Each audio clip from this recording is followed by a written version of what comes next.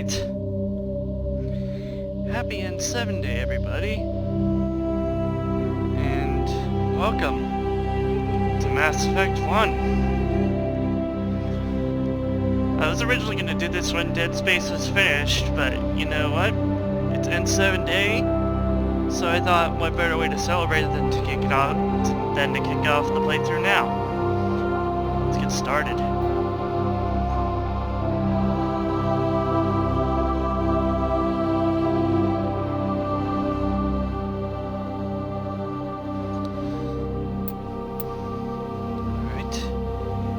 Let's start a new game. Here we go. Welcome to Alliance Military Database. Classified information requested. Establishing secure connection. Secure connection confirmed. Let's enter a new ID. I'm gonna go with FemShep just because of Jennifer Hale's excellent voice acting. I do like Mark Meer as Male Shepard, but he kind of has a rocky start in this game. He gets better in Mass Effect 2, and then by Mass Effect 3, he really hits his stride, but Jennifer Hale delivers a solid performance throughout all three games, so we're going to go with FemShep. Please log in to access your profile. We're not gonna call her Jane, we're gonna call her Alyssa. Because Alyssa Shepard is my quote-unquote canon FemShep that I use in all of my other material. Warning, data corruption detected.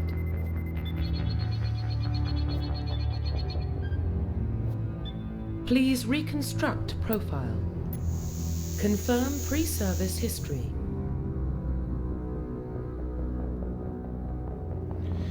Alright. Now, which one are we going to do here? Spacer, both of your parents were in the Alliance military. Your childhood was spent on ships, and stations as they transferred from posting to posting, never staying in one location for more than a few years. Following in your parents' footsteps, you enlisted at the age of 18. Colonist. You were born and raised on Mindwar, a small border colony in the Attican Traverse. When you were 16, slavers raided Mindwar, slaughtering your family and friends. You were later saved by a passing Alliance patrol, and you enlisted with the military a few years later. Earthborn. You were an orphan raised on the streets of the great metropolises covering Earth. You escaped the life of petty crime and underworld gangs by enlisting with the Alliance military when you turned 18. Now, for Alyssa Shepard, I actually combined a bit of these backstories here. She was born on Earth, but to her parents who eventually moved out into space due to their posting. So I'm gonna go with Spacer because, I don't know, I never liked the Earthborn origin that much, and Colonist is a bit depressing for my taste. Confirm psychological profile.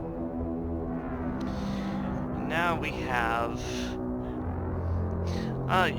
welcome, G-Fan, TJ. You're playing this too. Are you playing this right now? And now we have our psychological profile. Sole survivor. During your service, a mission you were on went horribly wrong. Trapped in an extreme survival situation, you had to overcome physical torments and psychological stresses that would have broken most people. You survived while all those around you fell, and now you alone are left to tell the tale. War hero. Early in your military career, you found yourself facing an overwhelming enemy force. You risked your own life to save your fellow soldiers and defeat the enemy despite the impossible odds. Your bravery and heroism have earned you medals and recognition from the Alliance fleet. Ruthless. Throughout your military career, you have held fast to one basic rule: get the job done. You've been called cold, calculating, and brutal. Your reputation for ruthless efficiency makes your fellow soldiers wary of you, but when failure is not an option, the military always goes to you first. You are always the colonist. Yes, you're playing it right now on Xbox One. Also, you're playing this, you're watching me playing it. That's actually kind of awesome. So I'm actually torn between Soul Survivor or War Hero.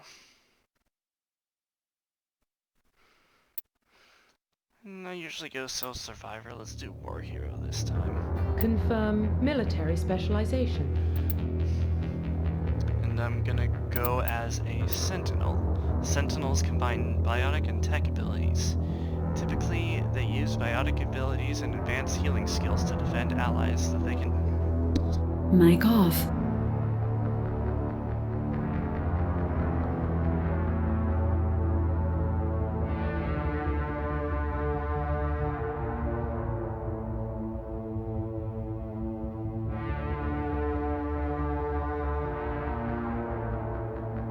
Mic on. Yes, we're here. So I'm gonna pick a Sentinel, but I have to take care of something real quick, so I will be right back.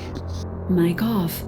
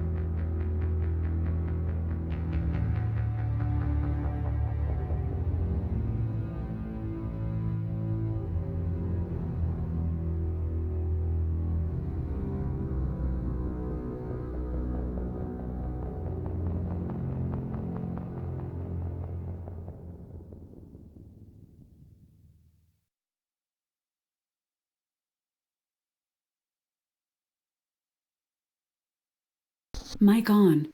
Alright, I'm back. Sorry about that, ladies and gentlemen. For anyone who's watching this on YouTube after the fact, they can just skip to whatever timestamp where they're not looking at this screen anymore, but I'm going with Sentinel. You're a jack of all trades, master of none, but I like them. They're the most versatile class in all of Mass Effect, so here we are. And since I've beaten this game before, I get a bonus talent choice, and I'm gonna go with assault rifles. I like sniper rifles, but I don't know, the assault rifle seems to just be my go-to weapon in Mass Effect 1. Confirm facial identification. No. Sorry, default femship, but...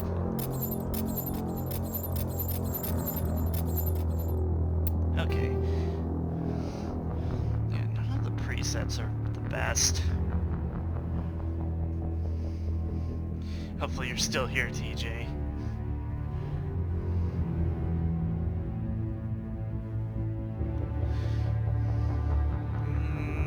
There we go. Oh, giant scar. Nah, makes you look old. Don't want to do that. And ideally she wouldn't have a scar. But actually, kind of want to give her a... that one's actually fine. I don't know. The scar isn't all that important. Circular human gives individuals and awesome powers. Yeah, that's fair. And then, so I'm gonna try and not mess around in character creation too much. Especially not. Hang on. Hair color, the hair itself.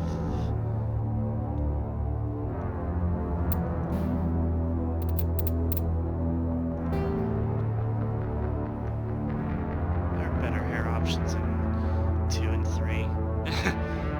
That's Leia hair right there. That's the default femshep hair. Look at the screen, thank you. I kind of like this one the best. Look at the screen, Shepard. Shepard! Thank you. Nah.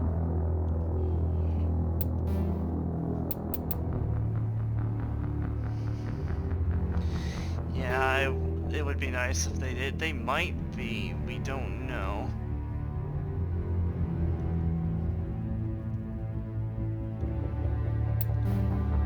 Actually, I'm gonna change her eyes a little bit.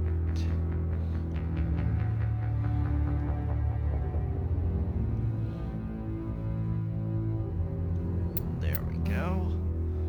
And eyebrows with the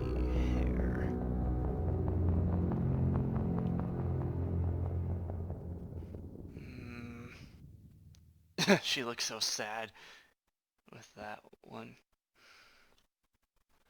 There we go.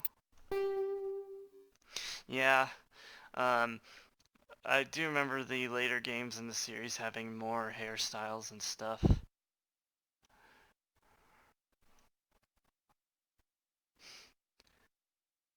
The mouth never really looks good in this game anyway. So again, I doubt it matters, but... nah.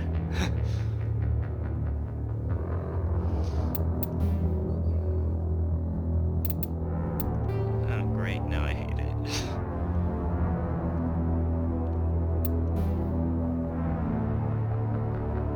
Oh yeah, I know.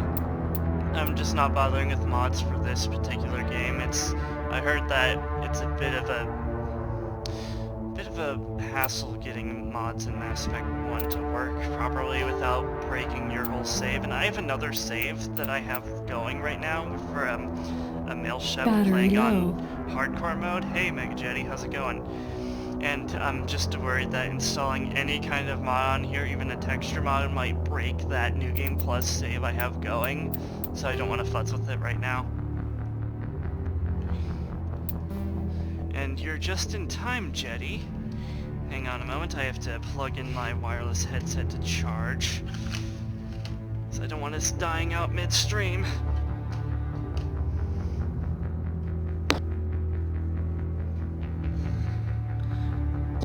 Mic off.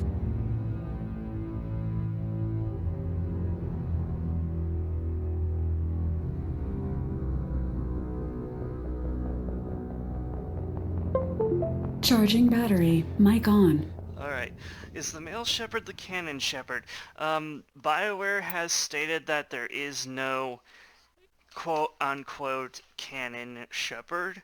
So Shepard can be male or female. They can make any of the decisions that lead up to any of the choices, to any of the outcomes for the galaxy in the 3 games, but the events themselves are canon. The order in which they happen is and how things turn out is completely up to the player. And I think Alyssa is looking as good as she's ever going to look. So let's get this started. Profile reconstruction complete. Confirmed. Identification confirmed. So I'm not going to be playing on hardcore because I'm already playing this on New Game Plus for my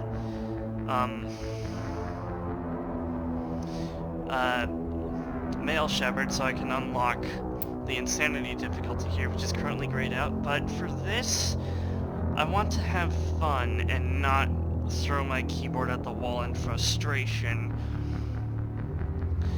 Yes, unfortunately, they never made male Shep and fem Shep siblings, but that is what they did with Mass Effect Andromeda's player characters, Sarah and Scott Ryder.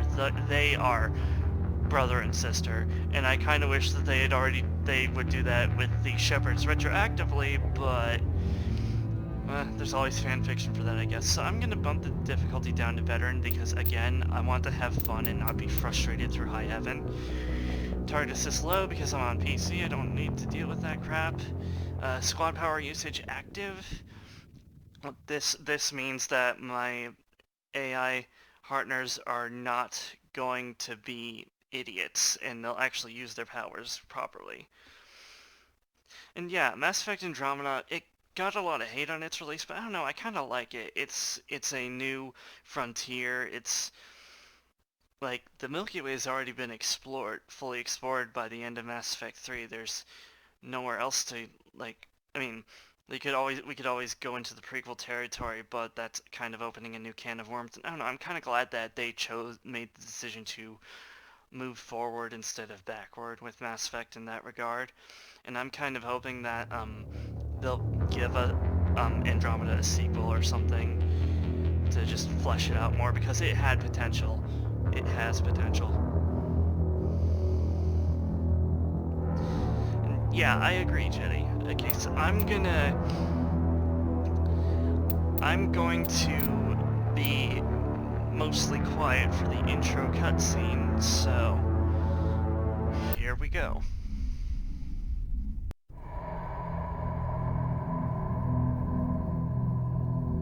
Well, what about Shepard? She's a spacer, lived aboard starships most of her life. Military service runs in the family. Both her parents were in the Navy. She proved herself during the Blitz, held off enemy forces on the ground until reinforcements arrived. She's the only reason Elysium is still standing. We can't question her courage. Humanity needs a hero, and Shepard's the best we've got. I'll make the call. In the year 2148, explorers on Mars discovered the remains of an ancient spacefaring civilization. In the decades that followed, these mysterious artifacts revealed startling new technologies, enabling travel to the furthest stars. The basis for this incredible technology was a force that controlled the very fabric of space and time. They called it the greatest discovery in human history, and the civilizations of the galaxy call it Mass Effect.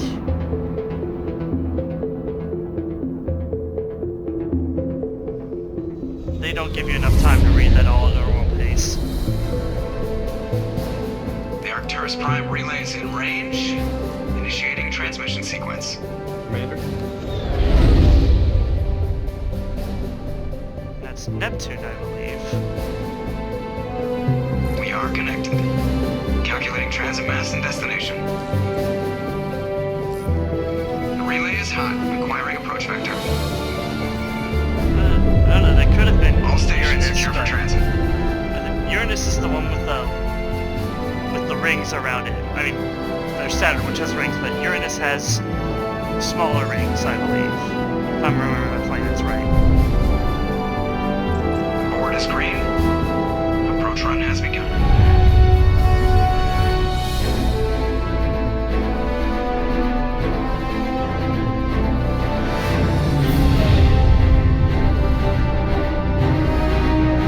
Hitting the relay in 3,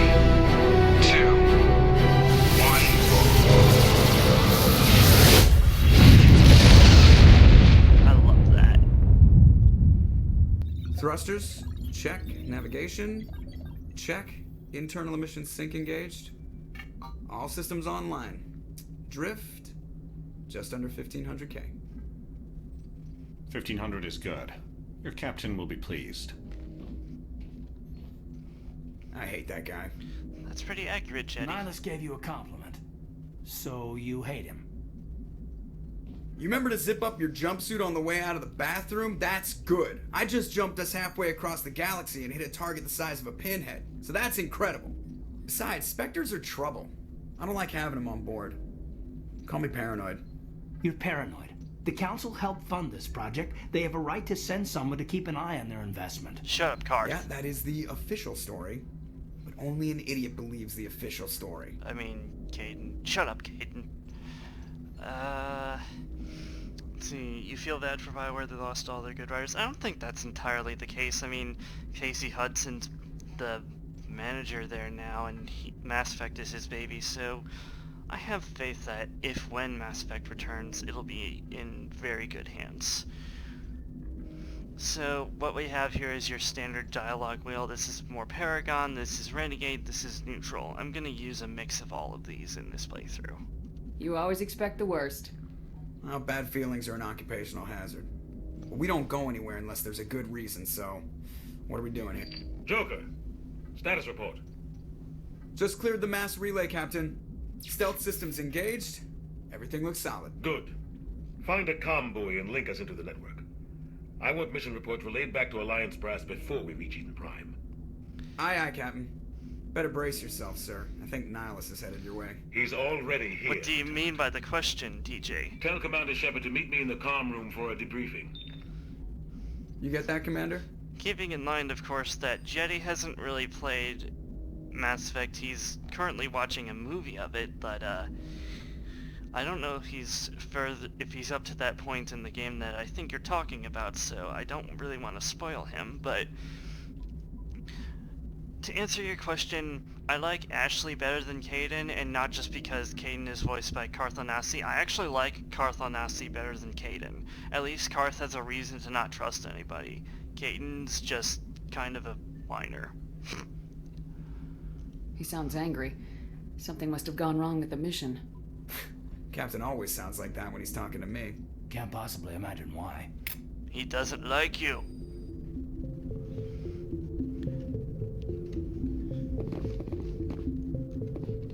I don't like you either. You better watch yourself. I have the death sentence in 12 systems, and they're all in Batarian space. Told you, I just saw him. He marched by like he was on a mission. He's a Spectre. They're always on a mission. And we're getting dragged, right along with him. Relax, Presley. You're gonna give yourself an ulcer. Yes, Seth Green is always a win. Congratulations, Commander. Looks like we had a smooth run. You heading down to see the captain? Sounds like you don't trust Arturian guest. Sorry, Commander. Just having a chat with Adams down at engineering. I didn't mean to cause any trouble. But you have to admit, something's odd about this mission. The whole crew feels it. Actually, Jetty, there are in the game files evidence that either Shepard could romance either Kaidan or Ashley, but for whatever reason that was cut from the final game. I don't know. I like to think that FemShep and Ashley are basically sisters, but they can have a romance too. Ah, yeah. Okay, You Jetty. think the Alliance brass is holding out on us? If all we're supposed to do is test out the stealth system, why is Captain Anderson in charge? And then there's Nihilus. Spectres are elite operatives, top covert agents. Why send a Spectre, a Turian Spectre, on a shakedown run? It doesn't add up. So yeah, Jetty, you are past that point. My answer doesn't change. I feel like out of Kaidan Alenko and Karth Onasi is the better character. So What do you know about the stealth systems? I just know it maps I like our exhausting location all of with my scans conversation and sensors, options in an cutting-edge RPG. technology. The Normandy's the only ship with this prototype drive. But why are we fully staffed? A skeleton crew would be cheaper, less chance of security leaks, too. Plus, there's Nihilus. It's pretty obvious this shakedown run is just a cover. For what? Damned if I know, Commander. We're out here on false pretenses. I'm not a fan of being left in the dark. Yeah, you're right. You're not wrong, DJ. Do you have a problem with the captain? No, ma'am. But I can't figure out what he's doing here. Captain Anderson is one of the most decorated Special Forces officers in the service. If he melted down all his medals, he could make a life-size statue of himself. You don't send a soldier like that on a do-nothing mission. He's treating this shakedown run too seriously. Something big is going on. You don't trust Nihilus? I don't like Turians in general. It runs in my family. My grandfather fought in the First Contact War. Lost a lot of friends when the Turians hit us. That was 30 years ago. You can't blame Nihilus for that. No, I guess not. But it still makes me nervous to I have a not Spectre seen on Double board, Impact. especially a Turian. We're an Alliance vessel, human military, but Nihilus doesn't answer to the captain like the rest of us. Spectres operate outside the normal chain of command. And they don't come along just to observe shakedown runs. Nihilus looks like he's expecting some heavy action. I don't like it. I'll see if I can get some answers when I see him. Good luck, Commander.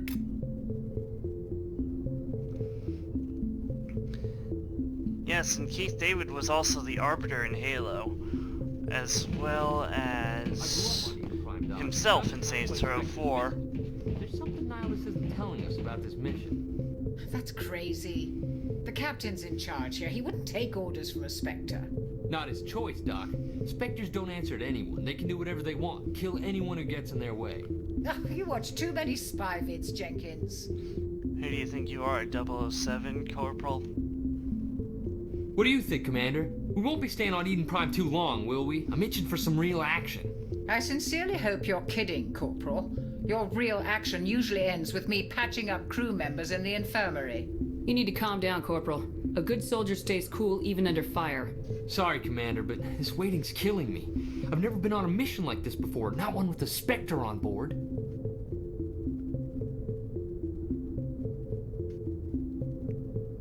Huh.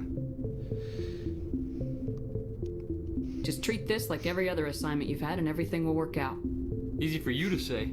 You proved yourself in the Blitz. Everybody knows what you can do. This is my big chance. I need to show the brass what I can do. The unofficial video game voice actor that companies go to. Yeah, along with Steve Bloom and, hey, Jennifer Hale and Nolan North. Not knocking them, they're all really great. You're young, Corporal. You have a long career ahead of you. Don't do something stupid to mess it up. Don't worry, ma'am. I'm not gonna screw this up. Oh, I'm sure we'll get to know you very well over the course of the game, Jenkins. What can you tell me about Nihilus? Turians are generally well respected by the other species. Their fleet has more patrols protecting Citadel space than any other. They don't always get on well with us, though. Some people find them too rigid. Others still blame them for the First Contact War. As for Nihilus, I haven't said more than 2 words to him. He usually only speaks to the captain. I hope we get a chance to see him in action. I heard Nihilus took down an entire enemy platoon all by himself. That is impressive. If Hollywood had any left.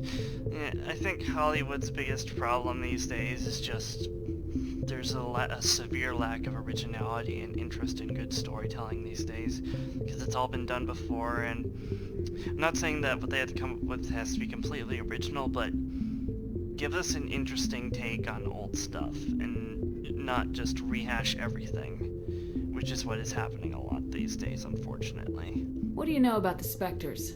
Only what I've heard. Spectre agents work directly for the Citadel Council. They usually work alone or in small groups.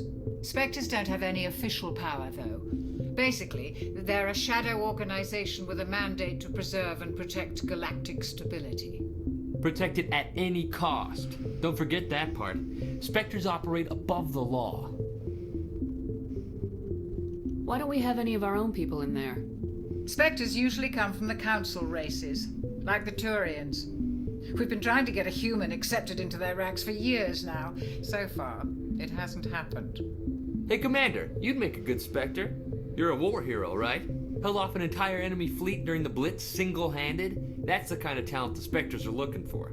This is all just wild speculation. The Spectres aren't interested in recruiting humans, no matter how capable.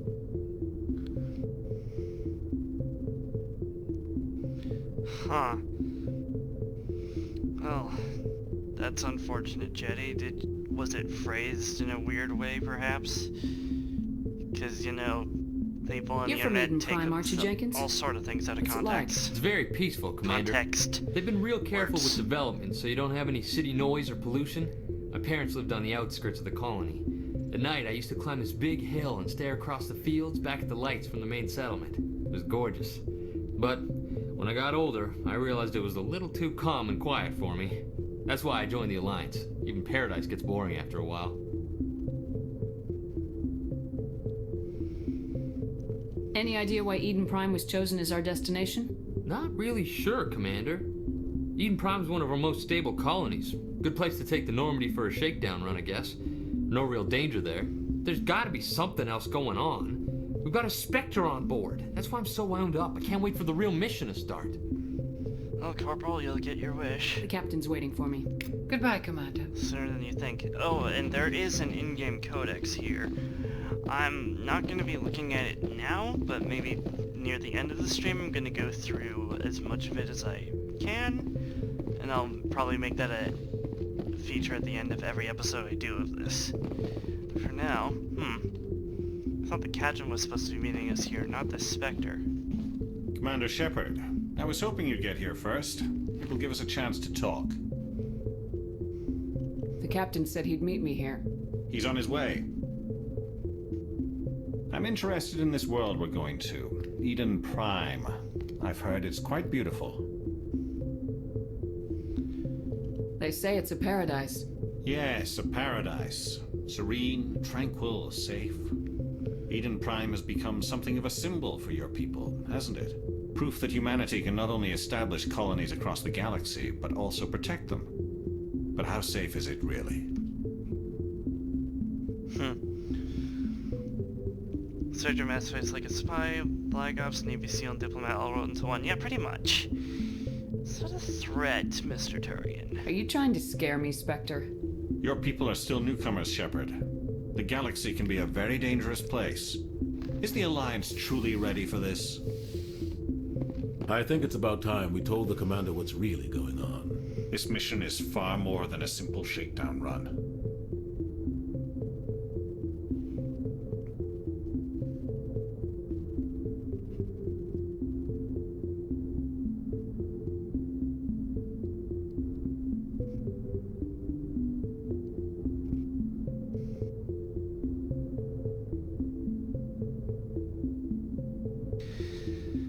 Indeed. I figured there was something you weren't telling us. We're making a covert pickup on Eden Prime. That's why we needed the stealth systems operational. There must be a reason you didn't tell me about this, sir?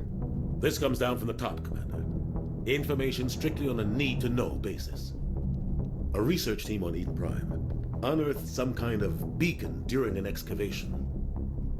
It was Prothean. Hey, Rosetta. No, it's not. This is not the game in which your character is. That would be XCOM. This is Mass Effect, and I'm streaming it because today is N7 Day. I thought the Protheans vanished 50,000 years ago. Their legacy still remains. The mass relays, the Citadel, our ship drives. It's all based on Prothean technology. This is big, Shepard. The last time humanity made a discovery like this, it jumped our technology forward 200 years. But Eden Prime doesn't have the facilities to handle something like this. We need to bring the beacon back to the Citadel for proper study. Obviously, this goes beyond mere human interests, Commander. This discovery could affect every species in Council space. Indeed. Why didn't we keep the beacon for ourselves? You humans don't have the best reputation. Some species see you as selfish, too unpredictable, too independent. You're not the boss of me, dangerous. Rosetta. Sharing that beacon will improve relations with the Council. Plus, we need their scientific expertise. They know more about the Protheans than we do. The beacon's not the only reason I'm here, Shepard. Nihilus wants to see you in action, Commander. He's here to evaluate you. Oh? What's going on, Captain? The Alliance has been pushing for this for a long time. Humanity wants a larger role in shaping interstellar policy. We want more say with the Citadel Council. The Spectres represent the Council's power and authority. If they accept a human into their ranks, it shows how far the Alliance has come. You held off an enemy assault during the Blitz single-handed. You showed not only courage, but also incredible skill. That's why I put your name forward as a candidate for the Spectres. Hey, Rosetta, this is an RPG. They're story-based by nature. Why would a Turian want a human in the Spectres? Not all Turians resent humanity.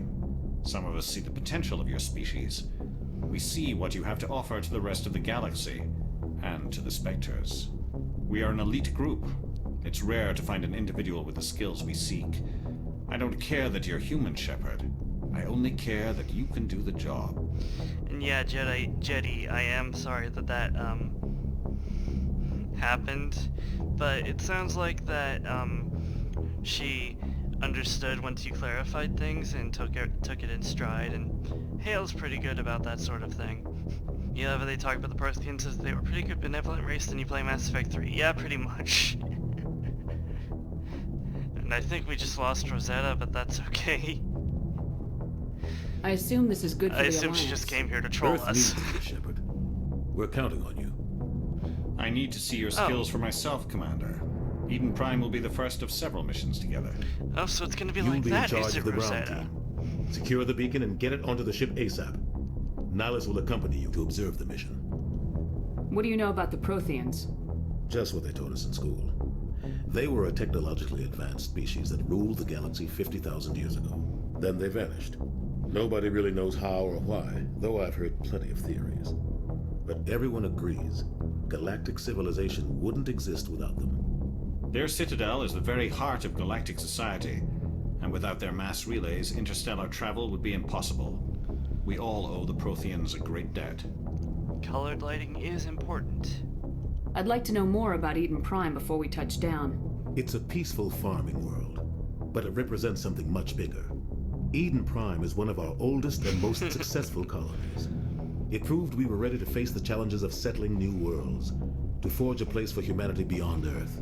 It symbolizes humanity's growth and evolution as a spacefaring species. And after this, it will be known as the world where humans made a discovery of galactic importance. See, Rosetta, I think Jetty is learning. Why is this beacon so important? All advanced galactic civilization is based on Prothean technology, even yours. If we hadn't discovered those Prothean ruins buried on Mars, we'd still be stuck on Earth. That was just a small data cache. Who knows what we can learn from this beacon? What if it's a weapons archive? We can't let it fall into the wrong hands. Like who? The Attican Traverse isn't the most stable sector of Citadel space. There are plenty of raiders and criminal groups active in the region. They might figure a Prothean beacon is worth the risk of attacking an Alliance ship. Plus, Eden Prime is right on the border of the Terminus systems. The Attican Traverse is under Citadel protection. If the Terminus systems attack, it's an act of war. Technically, yes. But some of the species in the Terminus might be willing to start a war over this. The last thing the Council wants is to get dragged into a major conflict with the Terminus systems. We have to keep this low-key.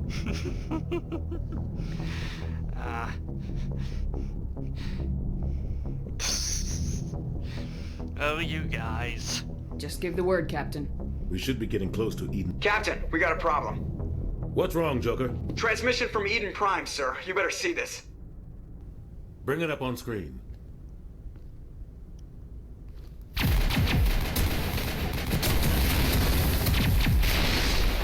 Get down!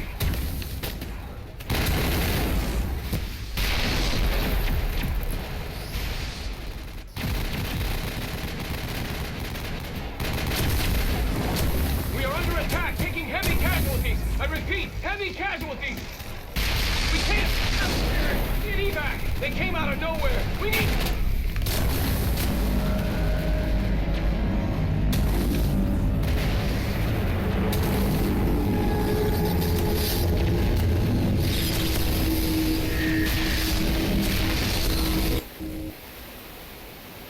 Everything cuts out after that. No comm traffic at all. Just goes dead. There's nothing. Reverse and hold at 38.5.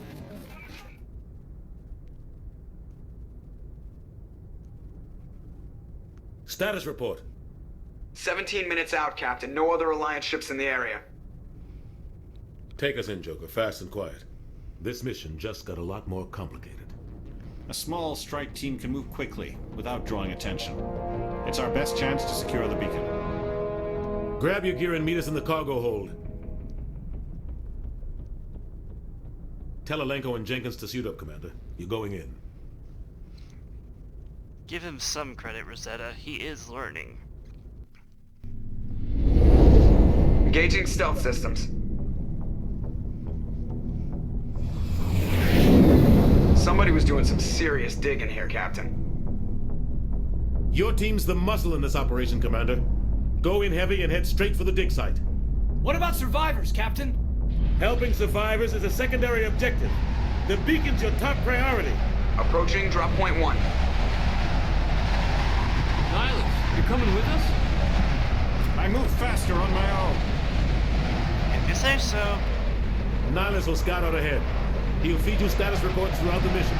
Otherwise, I want radio silence. Yeah, it is.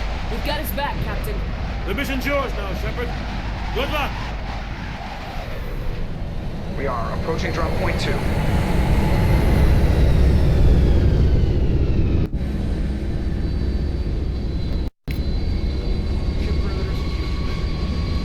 And the reason I ask all those investigation questions is to get more entries into the codex. This place got hit hard, Commander. Hostiles everywhere. You got it. Got it. What the hell are those? Gas bags. Don't worry, they're harmless. This is going clearly from playing all 3. Yep. And these things have always reminded me of the flood carrier forms in Halo. What happened here? Damn! They even explode like them too.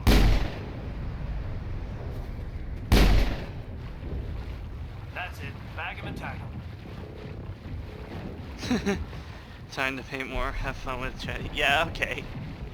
Thanks for stopping by. And you have fun painting.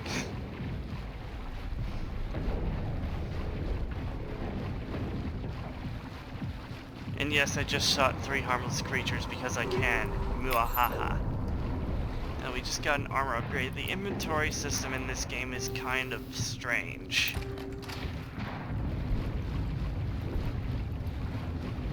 Yep, 100% completion is the only way to play. And it's gonna get pretty crazy when we get to Mass Effect 3 because of, throw in sabotage right off the bat, nice. Because of, the mods. Phased plasma rifle in a 40-watt range with purple lasers. Well, there is a plasma rifle in the Mass Effect universe, but we won't be seeing that weapon for quite a long time. Actually, we will be seeing it, we just won't be able to use it yet. And as you can see, any weapon you don't have a specialization in, like the shotgun here, you cannot aim with it like I can with the pistol and assault rifle. And that's how Mass Effect 1 handles its weapons. Which really sucks because I like using the sniper rifle, but that's not what we're here for. That's not what being a sentinel is all about, I should say. And here I can actually dump some points into things, so I'm going to put 1 in throw, 1 in barrier, and 1 in... yeah. Screw it, 1 in sentinel.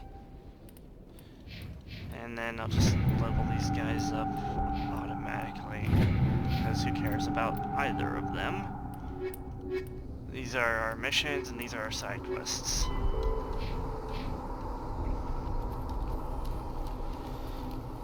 Good, let them know where you're at. Yeah. Alright, Jenkins, move forward, and don't do anything stupid. Wait a minute, his middle name is L. Wait, no, Jenkins, come back. Don't. God damn it, Leroy.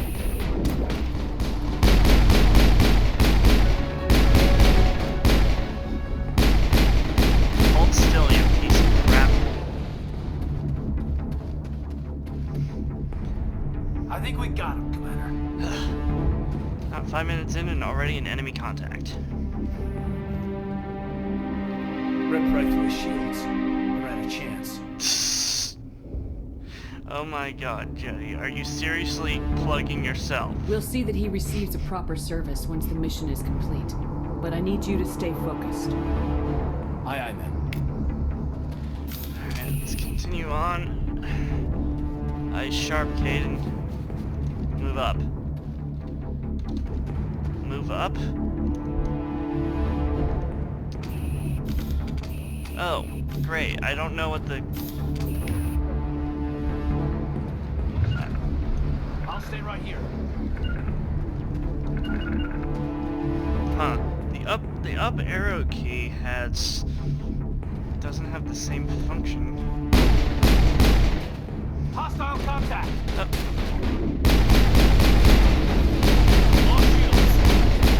You know what? There. Sabotage. Some burned out buildings here, Shepard. A lot of bodies. I'm gonna check it out. I'll try to catch up with you at the dig site. Alright, stay sharp, Nihilus. Another armor upgrade, some credits, and some Metagel. Metagel is your like, healing item.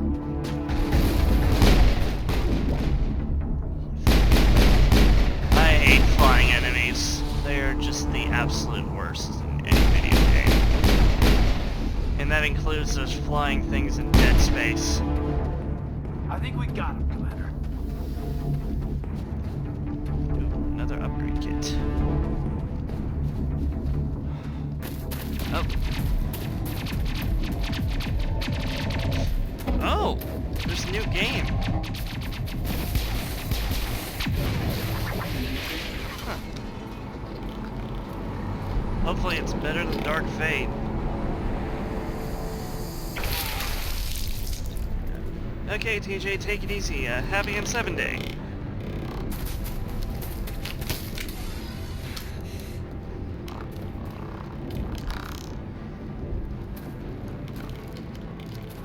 And that plasma rifle I was talking about, Jetty, is actually in the hands of these enemy Geth here.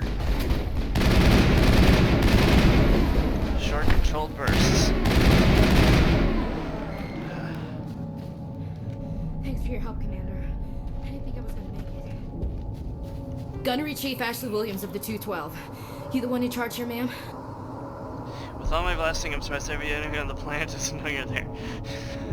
Are you wounded, Williams? A few scrapes and burns. Nothing serious. The others weren't so lucky. Hey, my aim is still better than stormtroopers. We were patrolling the perimeter when the attack hit. We tried to get off a distress call, but they cut off our communications. I've been fighting for my life ever since. Where's the rest of your squad? We tried to double back to the beacon, but we walked into an ambush. I don't think any of the others... I think I'm the only one left. This isn't your fault, Williams. You couldn't have done anything to save them. Yes, ma'am. We held our position as long as we could, until the Geth overwhelmed us. The Geth haven't been seen outside the Veil in nearly 200 years. Why are they here now? They must have come for the beacon. The dig site is close, just over that rise. It might still be there. We could use your help, Williams. Aye, aye, ma'am. It's time for payback. What else do you know about the Geth? Just what I remember from history class back in school. They're synthetics, non-organic life forms with limited AI programming, created by the Quarians a few centuries ago. They were supposed to be a source of cheap labor, but ended up turning on the Quarians and drove them into exile. Limited AI programming, Well, after that, they just kind of disappeared behind the Perseus Veil. Nobody's really heard much from them since. Tell me everything you know about the beacon. They were doing some digging out here to extend the monorail and expand the colony. A few weeks ago, they unearthed some Prothean ruins, and the beacon. Suddenly, every scientific expert in the colony was interested. That's when they brought us in to secure the site. I don't know much about the beacon itself, but I heard one of the researchers say this could be the biggest scientific discovery of the century. What happened to the researchers at the dig site? I don't know. They set up camp near the beacon. The 232 was with them. Maybe their unit fared better than mine. Describe what happened leading up to the attack.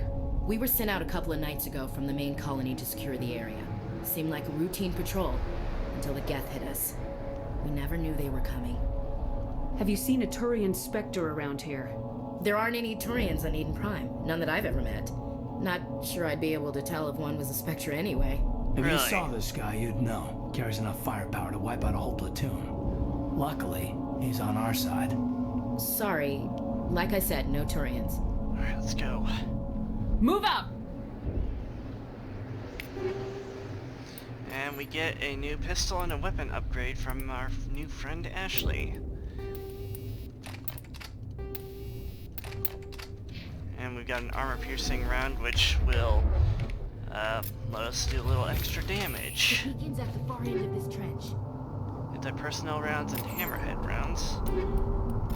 And some new armor, which I'm not going to use because I don't like the way it looks. I'm going to keep using the good old N7 armor for the time being. And until such time as I get a new assault rifle, I'm just going to stick a upgrade on that. And it's my Omni tool and my biotic implants. Let's see. Barrier. I'll show off my powers in the next combat arena. The whole Stormtrooper can't hit anything is bogus. They deliberately missed so Leia could get away from them. Yeah, I know. It's just, you know, it's a meme. I wasn't referencing. Like, come on. If you've seen my Jedi Outcast playthrough, you know that the Stormtroopers can hit shit. And the Stormtroopers in Jedi Outcast are fucking terrifying. Ooh, more Geth. I'm gonna throw you around, don't mind me.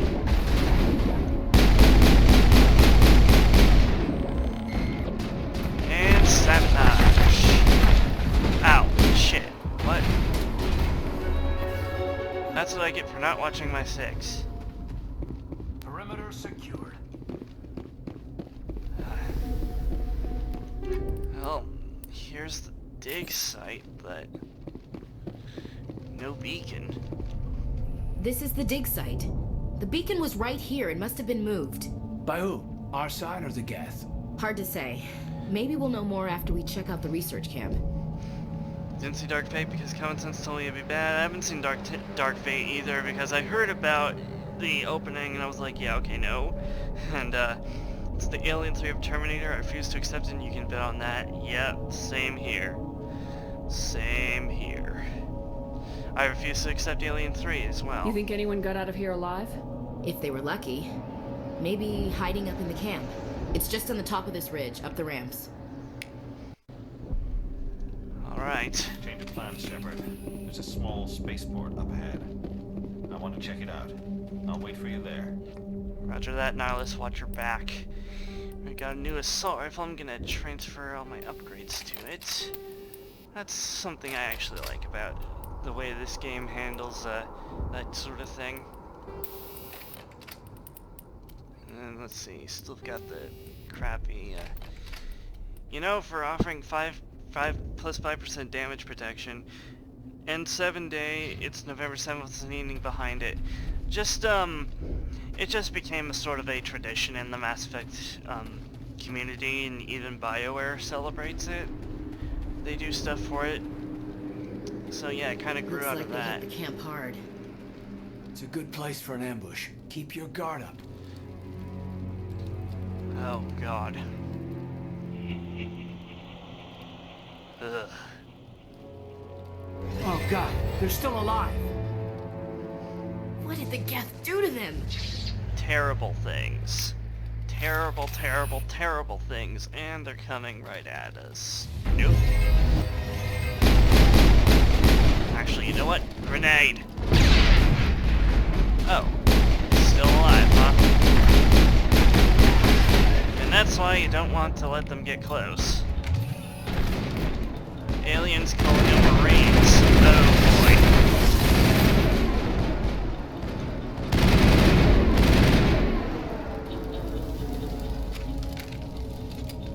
boy. Perimeter clear. I never played Stasis Interrupted. paid $5 for Aliens Colonial Marines before that DLC came out, and I still feel terribly ripped off. Like, the story is a dumpster fire of bad writing decisions, and yes, and 7 Day is very much like May the 4th and Revenge of the 5th. But back to what I was saying about Colonial Marines. Bad writing, bad gameplay decisions, terrible AI. Like, if the writing was bad, that would have been enough, but it's a bad game to, like, actually play as well. So I never got stasis interrupted, never will. I hid the game in my Steam library so I don't have to look at it anymore. And yeah, that's the end of that story. Open up. Humans, thank the Maker. Hurry, close the door before they come back. How did you end up in this shed? We hid here during the attack. They must have come here for the beacon. Luckily, it wasn't here. It was moved to the spaceport earlier this morning. Manuel and I stayed behind to pack up the camp. When the attack came, the Marines held them off long enough for us to hide. They gave their lives to save us. No one is saved. The age of humanity is ended. Soon, only ruin and corpses will remain. What else can you tell me about the attack? It all happened so fast. 1 second we were gathering up our equipment. The next we were hiding in the shed while the Geth swarmed over the camp. Agents of the destroyers, bringers of darkness, heralds of our extinction. We could hear the battle outside. Gunfire, screams. I thought it would never end.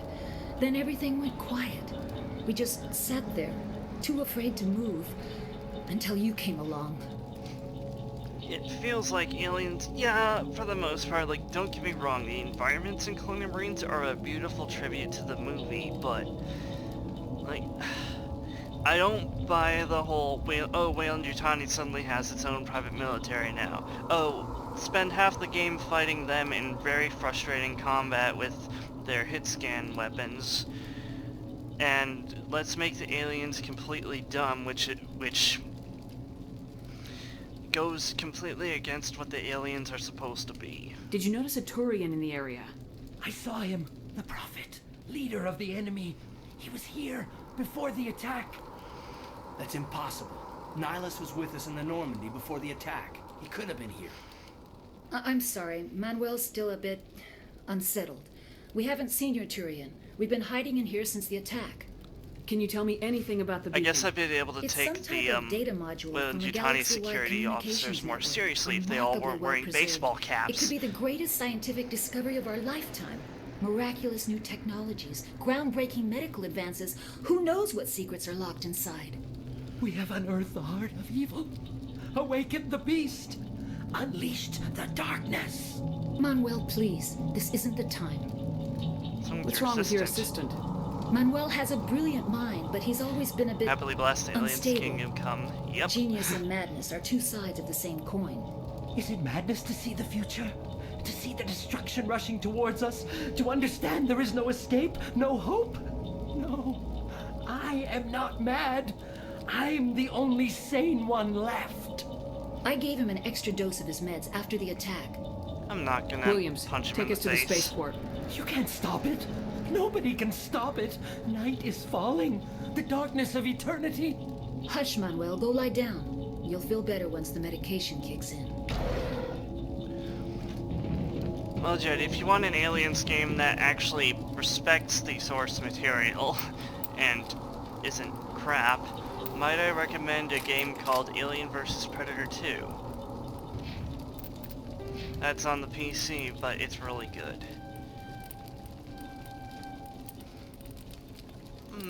Actually. One into assault rifle. Hee hee. And let's put 3 into charm. Because that unlocks more conversation trees. And let's auto level up these jokers. Now we have to keep moving. You actually thought of your own Alien 3 years later. Ripley Hicks, a grown-up newt in a prepared, Bishop learned Wing and Yutani found the Xeno homeworld and raced to get there before them to end them. Ooh, that sounds like a good premise. It's actually what the Alien vs Predator 2010 game leaves off on a cliffhanger. Both the Marines and the Predators discover the Xenomorph homeworld.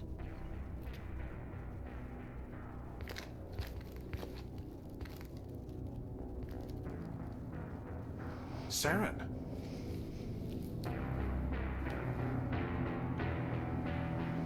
Nihilus. This isn't your mission, Saren. What are you doing here? The Council thought you could use some help on this one. I wasn't expecting to find the Geth here. The situation's bad. Don't worry. I've got it under control. Turn around. Damn it, man, you had one job. Watch your back. What is that? Off in the distance. It's a ship. Look at the size of it. It's like no ship I've ever seen.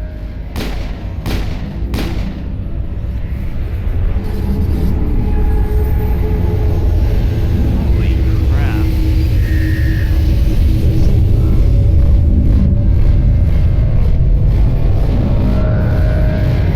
I'm guessing Saren was on that ship. Or maybe not. I smell trouble. There's no way he could have gotten from there to this ship in that amount of time.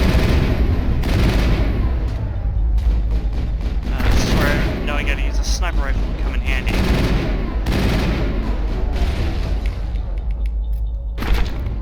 Pistol, Shepard, please. Thank you.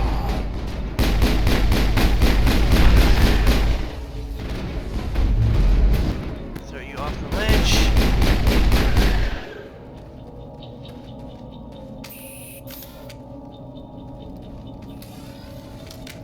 Some to add to Lorialians take the smarts of their hosts, proven when Hudson said how can they cut the power of their animals, but also take the memories and personality. Oh.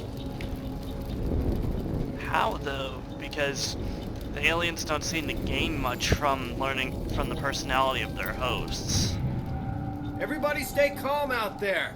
We're coming out, we're not armed. Is it safe? Are they gone? We took care of them. Those things were crawling all around the shed. They would have found us for sure. We owe you our lives. I still can't believe it. When we saw that ship, I thought it was all over. It showed up right before the attack. Knew it was trouble the second I saw it, so we made a break for the sheds.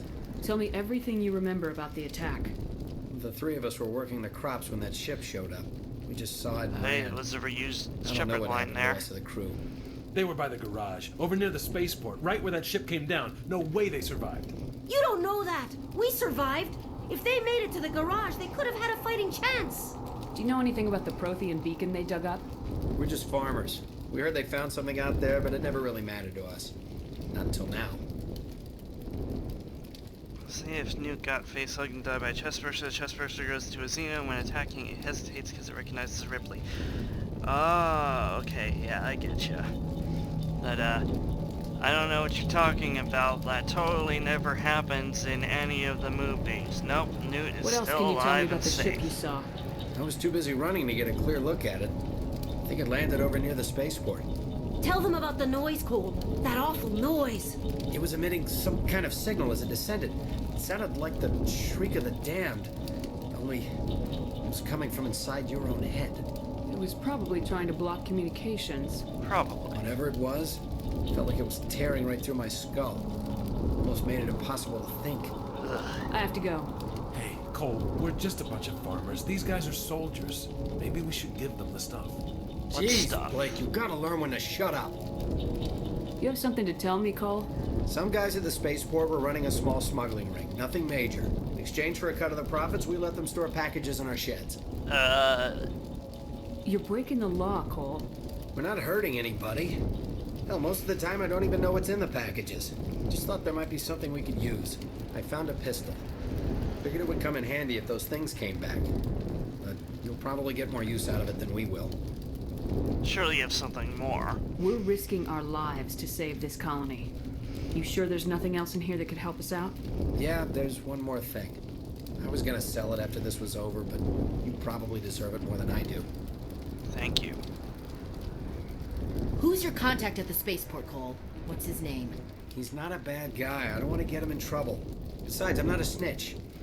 It's kind of a shame we don't have enough renegade points for this option, because she pulls out her gun, goes right up to his face and asks, would you rather be a snitch or a corpse? But since we don't have that option... He might have something to do with this whole attack, Cole. We need his name. It's important. Yeah, okay, you're right. His name's Powell. Works the docks at the spaceport, if he's still alive. Yeah, that was a very creepy part of the I have first to go. film. Good luck. We got our upgraded pistol and a combat sensor, which doesn't really do a whole lot, but this is better in every way than our current pistol, so sure.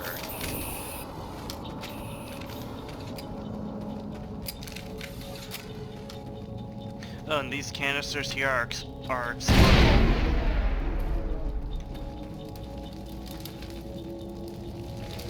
So I can use those in combat.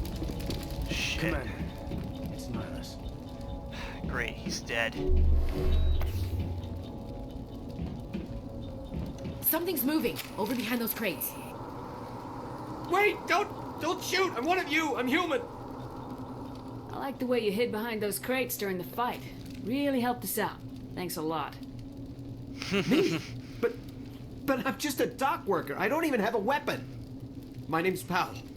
I saw what happened to that Turian. The other one shot him. You're saying Nihilus was murdered by a Turian? The other one got here first. He was waiting when your friend showed up. He called him Saren. I think they knew each other. Your friend seemed to relax. He let his guard down. And Saren killed him. Shot him right in the back. I'm just lucky he didn't see me behind the crates. We were told a Prothean beacon was brought to the spaceport. What happened to it? It's over on the other platform. Probably where that guy Saren was headed. He hopped on the cargo train right after he killed your friend. I knew that beacon was trouble. Everything's gone to hell since we found it. First that damn mothership showed up, then the attack. They killed everyone. Everyone. If I had been behind the crates, I'd be dead too. I didn't find you. How come you're the only one who survived? Why didn't anyone else try to hide behind the crates? They never had a chance. I was already behind the crates when the attack started. Oh. Wait a minute. You were hiding behind the crates before the attack? Sometimes I need a nap to get through my shift. I sneak off behind the crates to grab 40 winks where the supervisor can't find me. You survived because you're lazy? You ditch work, then you cower back here and do nothing while the Geth butcher everyone else. I don't even have a gun. What was I supposed to do? Run out there and die? Yes. I couldn't save them. Nobody could. It was horrible. Okay, maybe I'm being too hard on him. Is there anything else you can tell me about the beacon? They brought it here this morning. We loaded it up onto the train and shipped it to the other platform. Hard to believe that was only a few hours ago. Feels like a whole other life. Yeah. Tell me about this mothership you saw. I've never seen anything like it before. It was huge. Landed over near that platform. The whole place got dark as it came down. And it was making this noise, this sound that bored right into your brain. That's what woke me up. The attack came a few minutes later. Alright. You're Cole's contact here on the docks. For the smuggling ring. Yes. What? No! I mean, what does it matter now? So I'm a smuggler, who cares? My supervisor's dead, the entire crew's dead. Doesn't matter now, does it? I mean, if you got any weapons, we could certainly use every edge we could get. Anything hidden nearby that we could use against the Geth? A shipment of grenades came through last week. Nobody notices if a few small pieces go missing from the military orders.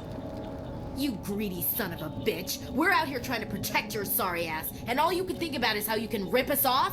I never thought you'd actually need those grenades. Who'd want to attack Eden Prime? We're just a bunch of farmers. How was I supposed to know? Forget about him. He's not worth it. You're lucky the commander's here, pal. Hand over those grenades. They're yours. Take them. My smuggling days are over, I swear. Thank you. A lot of Marines died here, Powell. Those grenades could have come in handy. If I were you, I'd think of some way to make it up to them. Yeah, okay. There is something else I was saving. Could be worth a fortune. Experimental technology, top of the line. Sure hope you're right. Take it. I don't need it. I didn't want anyone to get hurt. Really, I'm sorry. We need to find that beacon before it's too late. Take the cargo train. That's where the other Turian went. I can't stay here. I need to get away from all this. Yeah, you do that. Ooh, a high explosive grenade. I'll gladly equip that. If I can remember where the grenades are. So, Jetty, I have a question. If the alien was not in Kane, but instead in any of the other crew members on the Nostromo, how do you think that would have affected the alien's behavior? Let's test out this grenade. I approve. Haha, nothing left but a flaming wreck. Now, excuse you. Oh, shit. There's a shotgun there.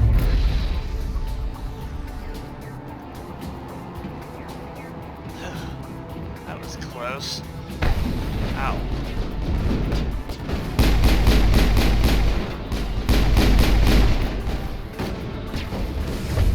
Alright. I just gave myself a barrier there.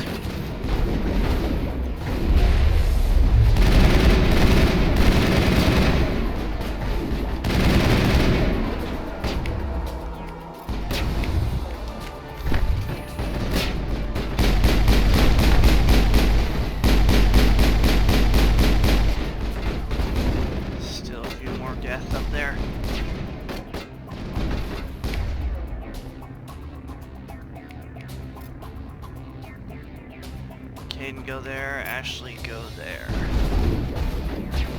Beam, I meet shields. And grenade.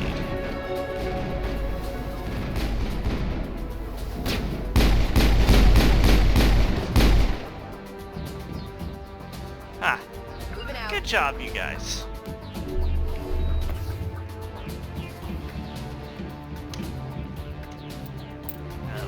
Up some.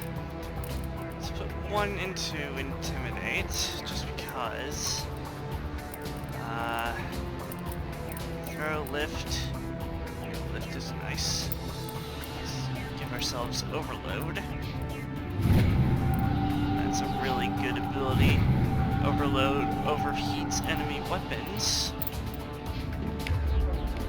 So I think I'm gonna put that in slot number 4. Actually, overkill for the assault rifle in slot number 5. Overkill is a assault rifle specific ability. Like you said, you think the behavior of the alien depends on the host. It comes from, we don't know much about Kane, but we knew much about Newt, Ripley, and Hicks. Yeah, that's very true. Okay, let's see if we can find the beacon before Saren does.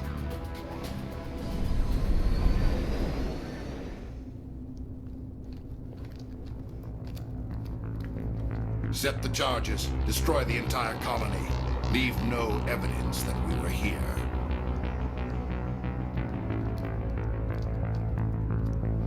Looks like he already found it.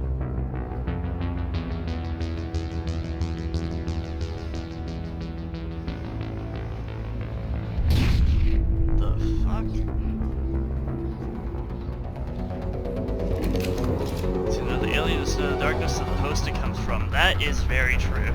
And I feel like it's something that's barely touched upon in the series as a whole. Great. Bombs, we don't have a lot of time. Now, they're like... charges. The Geth must have planted them. Hurry! We need to find them all and shut them down! Now, they're like 4 or 5 bombs. And here's what's confusing to me. Destroy the entire colony, but all of these bombs are in a very small radius of each other. I highly doubt this one little dock constitutes the entire colony. Unless the yield of these explosives are equivalent to a nuke. In which case, yes, a controlled explosion from all of them could very well probably destroy the colony. Alright. Take things slow and steady. Actually, throwing up a barrier. And... wow, my accuracy is shit. Oh. Yeah, that's a shock trooper and they can do that. Fuck you. Maybe. There's a bomb around here. Oh, sniper. Not today. Better cover me. Caden's already down, because of course he is. There, overload disables shields, and it disables the Geth from using their abilities for a short time. Okay, we've got 2 bombs left. I always blank out on where the... not the third, not the second, not the last one, but the second to last. That's the one I always have the biggest amount of trouble finding. Alright, Caden, let's heal you.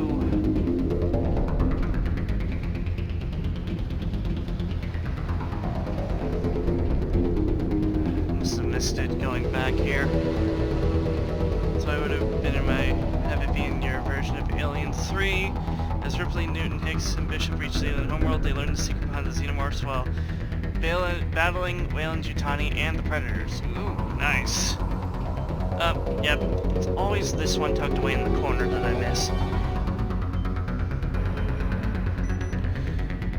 Although, what would the, Predator... what stake would the Predator have in your Alien 3? And would it be taking the Aliens vs. Predator 2010 game into account as canon?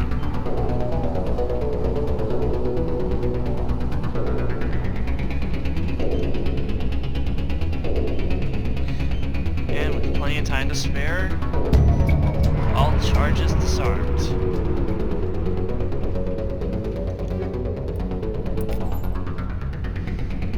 Well, if we get a good sniper in the group, I know who to give a sniper rifle to. Oh great, husks. Let's deal with the Geth first.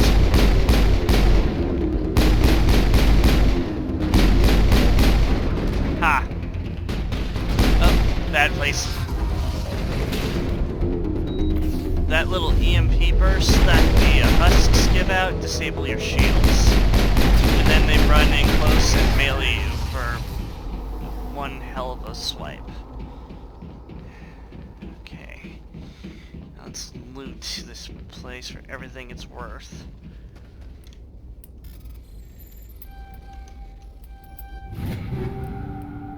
Pistol, shotgun, and a sniper rifle. Come on, I need a new assault rifle.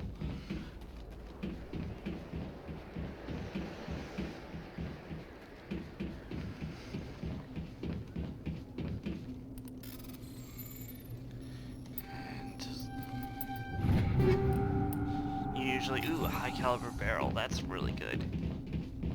You usually get only one chance to do that little mini game, otherwise you have to use Omnigel to do the rest. I'm actually hurting for Metagel here. Is there anything else? And now there's the Prothean beacon, but before that, we've got a crate here. Medium armor for a Turian. Not much use to us at the moment since we don't have a Turian on the team, and our only Turian died, but... Your Alien 3 would take the AVP games into canon, and the Predators would be involved, but it would be called Alien 3 because the aliens are the focus of the story. Yeah, I can see that. And my Ultimate Alien timeline is Aliens, Alien vs. Predator 2 from 2001, because Alien vs. Predator in 99 by Rebellion doesn't really have a plot. It's like the MCU, Civil War should have been an Avengers movie, was a Captain America film because Cap was the main focus. Yeah, I can see that. And a lot of people actually miss this little bit here. My God. It's like someone dropped a bomb. That must be where the Geth ship landed. Yeah. Holy shit. That's... like... if it was an asteroid, I'm pretty sure an impact like this would be an extinction level event. Alright, let's see what's so important about this thing that an entire colony had to die for it.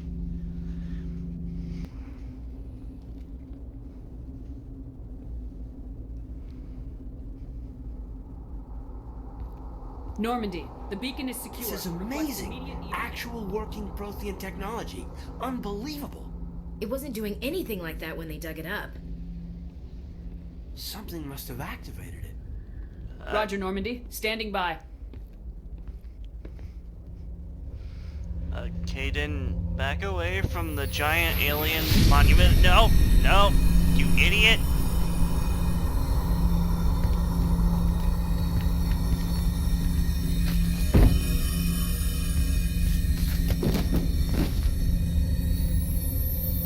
Damn it. Alenko, this is all your fault. No, don't touch it. It's too dangerous.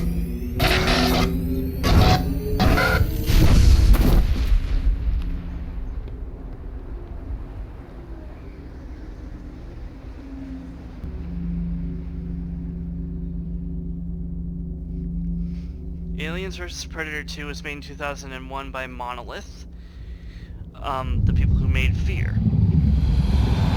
And it's really, really, really, really, really good.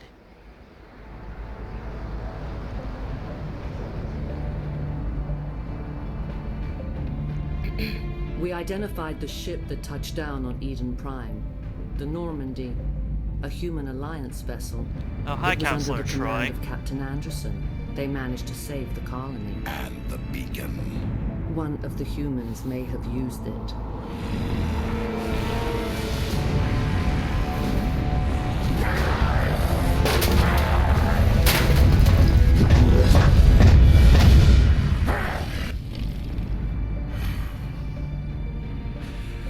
This human must be eliminated.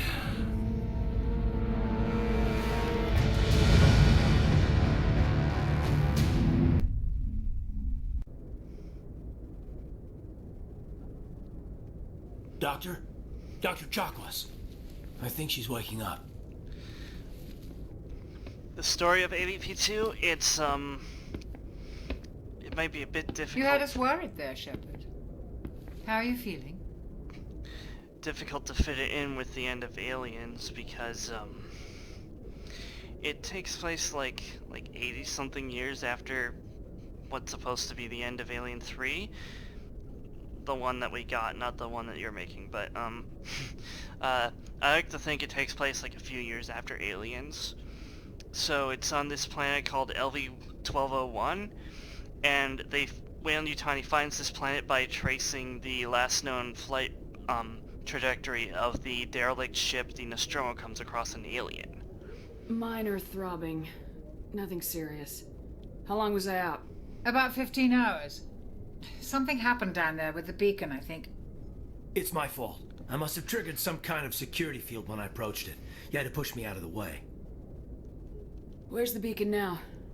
What happened to it? The beacon exploded. A system overload, maybe. And the blast knocked you cold. Williams and I had to carry you back here to the ship. I appreciate it. Physically, you're fine. But I detected some unusual brain activity. Abnormal beta waves.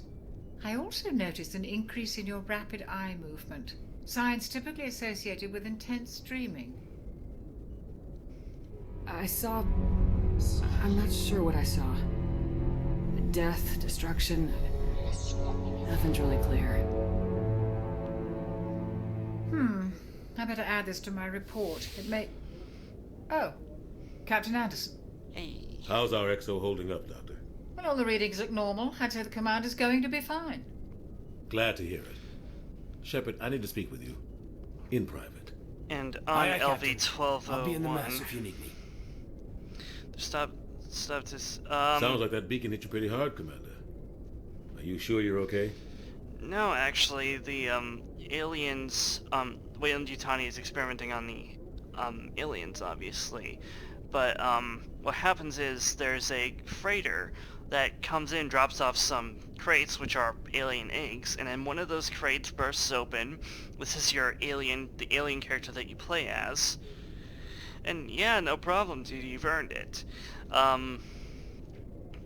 And what's interesting about AVP2, it's the only Aliens game to date that has you play through the entire Xenomorph life cycle. So you start off as a facehugger, grow into a chest burster, and then eventually grow into a full alien. I don't like soldiers dying under my command. Jenkins wasn't. And then your alien character causes the outbreak, which causes the colony to send a distress call to the Colonial Marines, which pick it up, and then they, of course, eventually learn that there's more going on, and Weyland-Yutani does try to stop them by trapping them in a hive and making it look like an accident, but you break them out, and then you end up fighting the alien queen, and that's the final boss fight for the Marine character. And then on the way, an insider tries to leak information about Weyland-Yutani, gets it to the Marine player character, and then ends up overloading the colony's generator, and it goes up like Hadley's Hope at the end of Aliens. And then the Predator campaign is largely its own separate story. Did we leave Gunnery Chief Williams back on Eden Prime? The Predator campaign... Use a soldier like her. She's been reassigned to the Normandy. The Predator campaign is about one of the Weyland-Yutani PMC generals, Rykov, and who your Predator character failed to kill. And it just so happens that this Predator is lured to the planet because of a distress call sent by two other Predators that Weyland-Yutani and Rykov captured. And Rykov captured the Predators to study their technology, so he lays a trap for your Predator character, recognizes him as the Predator that tried to kill him, and takes his mask, which in Predator society is one of the greatest dishonors to ever befall them. Williams is a good soldier. She deserves it. Lieutenant Alenko agrees with you. That's why I added her to our crew. I don't like soldiers dying under my command. Jenkins wasn't your fault. You did a good job, Shepard. And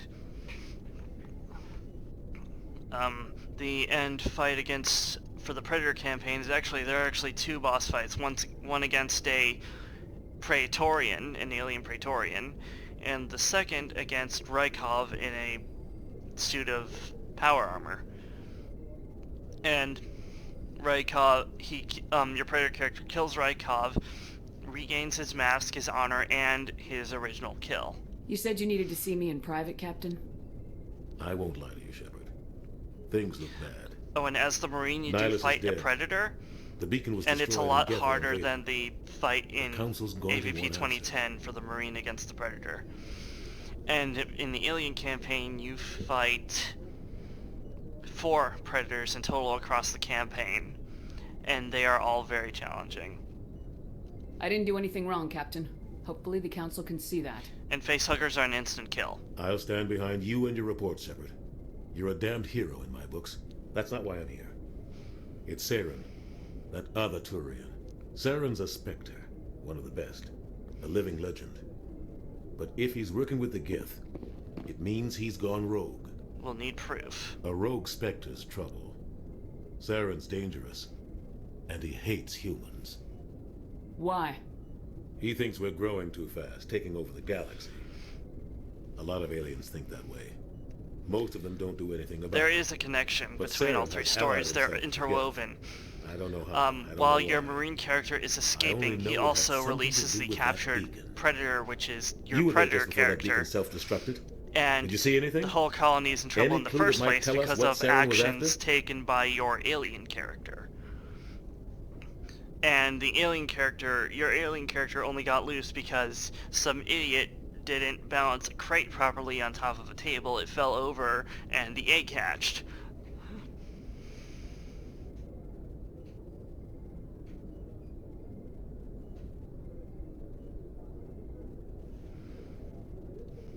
Just before I lost consciousness, I had some kind of vision.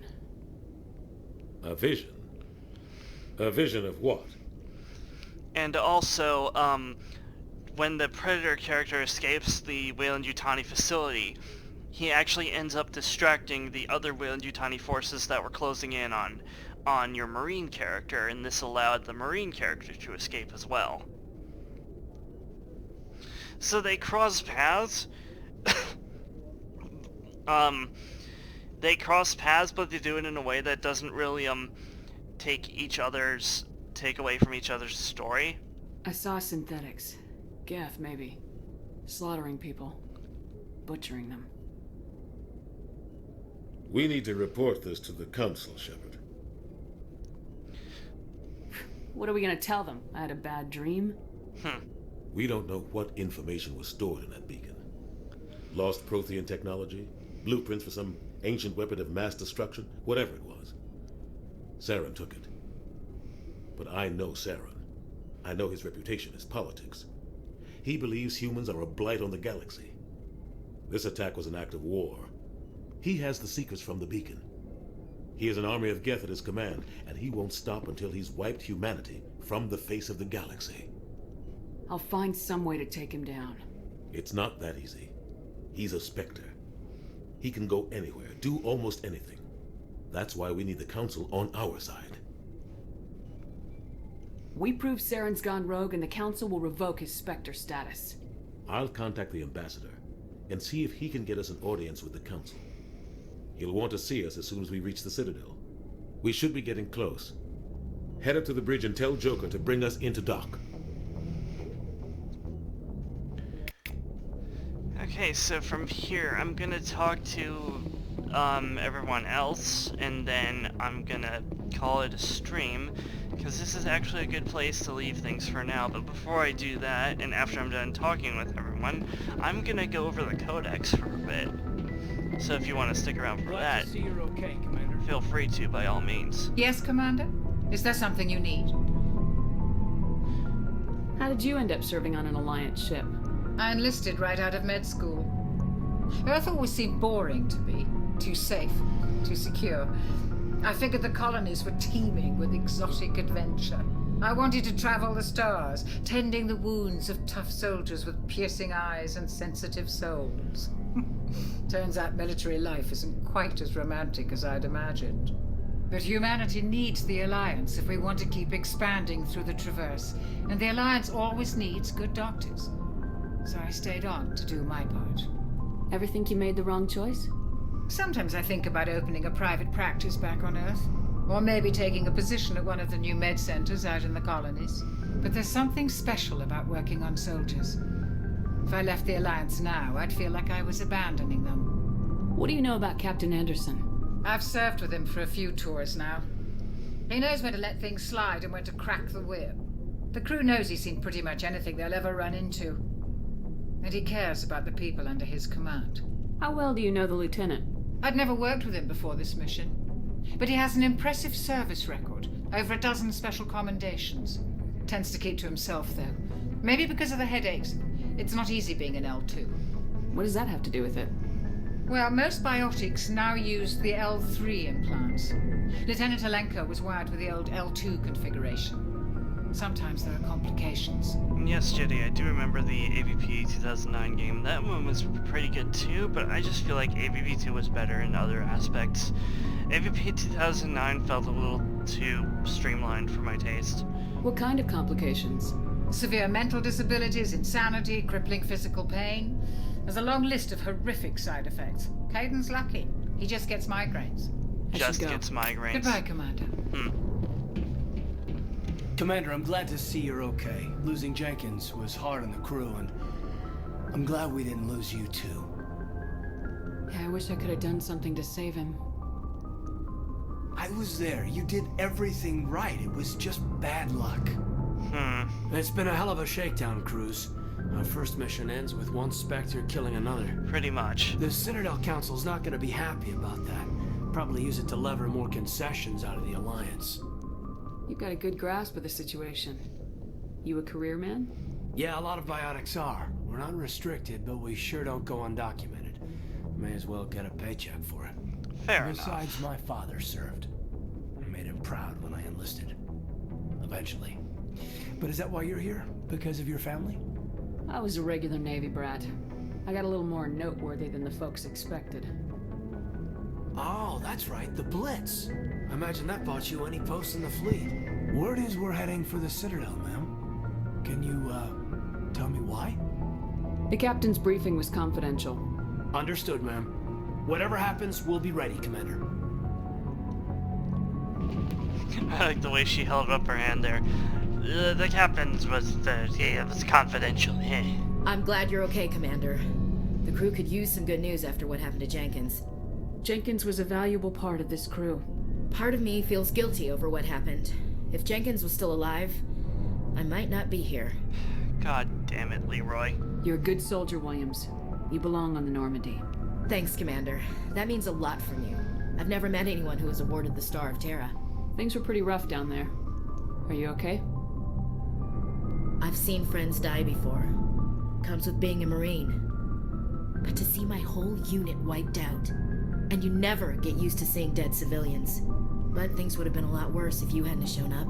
We couldn't have done it without you, Williams. Thanks, Commander.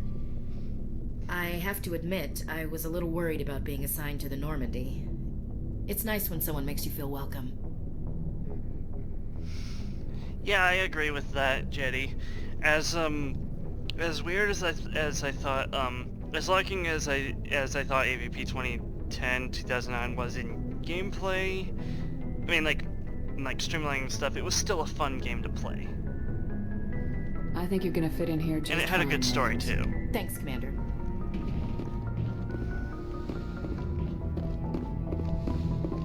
Oh yeah, this is the captain's quarters. Just gonna leave now before I find out the captain's been talking shit about me behind my back. Ooh, my locker. What do we got in here? Yeah, give me a sniper rifle when I don't use the darn thing. Sure.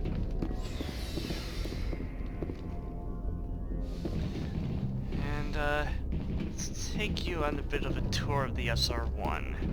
That's the medical bay. This is the bay where all the sleep pods are. These things. There should be a codex entry on those, but I guess not. Those are the captain's quarters over there. This leads up to the bridge, but we're not gonna go there just yet. Instead, let's go down to the engineering deck.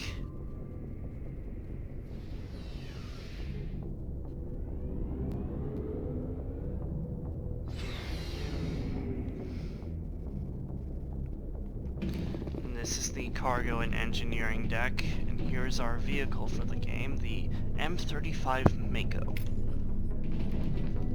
And I will be looking up the codex entries on that, and then this guy over here is our requisitions officer, where we can buy weapons and supplies from the ship instead of going to the Citadel or any of the other hub worlds. Hey, Commander. Looking for some extra supplies before you head out? What have you got? Whatever you want. Armor, weapons, mods. It's not standard Alliance issue, but that's not necessarily a bad thing. Really make the players more involved. Well, as long as you don't mind paying for it. It's a cyborg Dutch Schaefer who's legend. Ooh, a cyborg Dutch from Predator. Okay, that sounds interesting. Why should I pay you Please for continue. my weapons and armor? My stuff doesn't come from the Alliance. I have to purchase it myself, and it's not cheap. Hell, the licenses alone have set me back more than I'd like.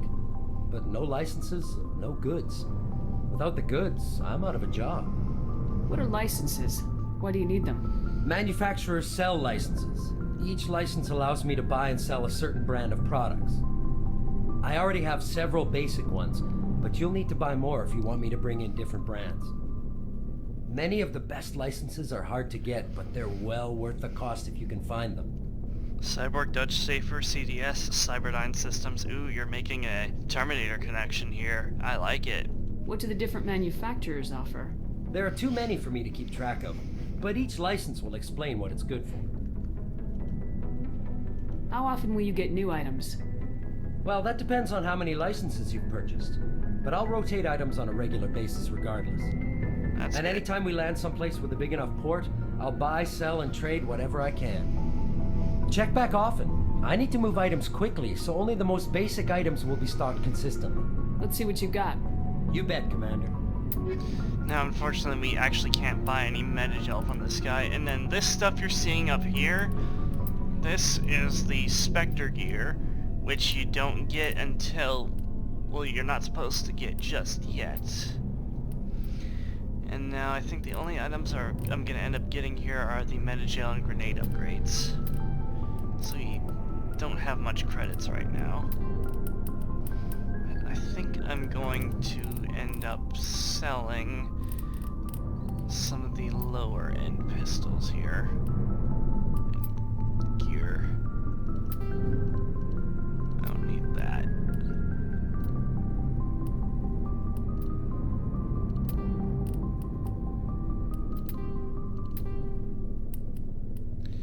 I'm just gonna sell actually all my level 1 shit. Hang on. Yeah. All the level 1 shit's gonna go.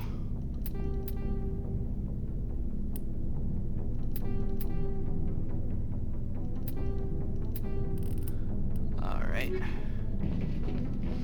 Another codex entry. Cyborg Dutch Saber, Ellen Ripley, come with me if you want to live, get to the chopper. Yes. Voiced by, or either voiced or played by Arnold, of course. Field Integrity Monitor. It's another codex entry. And let's talk to our engineer Adams about the engine of our ship. Shame about Jenkins, oh, Commander. I guess we can't. Shame about Jenkins, Commander. Yeah, that's engineering. And let's go upstairs to the bridge.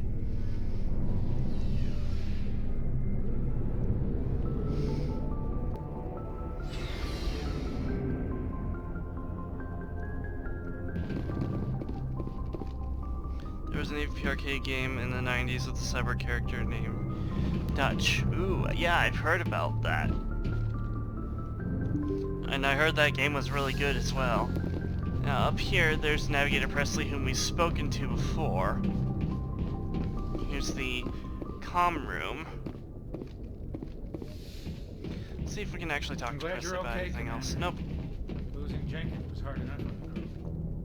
And then this is the Galaxy map where we can plot a destination, but currently only the commanding officer may specify a destination, and that is Captain Anderson, not us. Looks like a couple of navigation manuals here for more codex entries. And what we're actually supposed to do is talk to Joker. But let's take a look at the codex for now.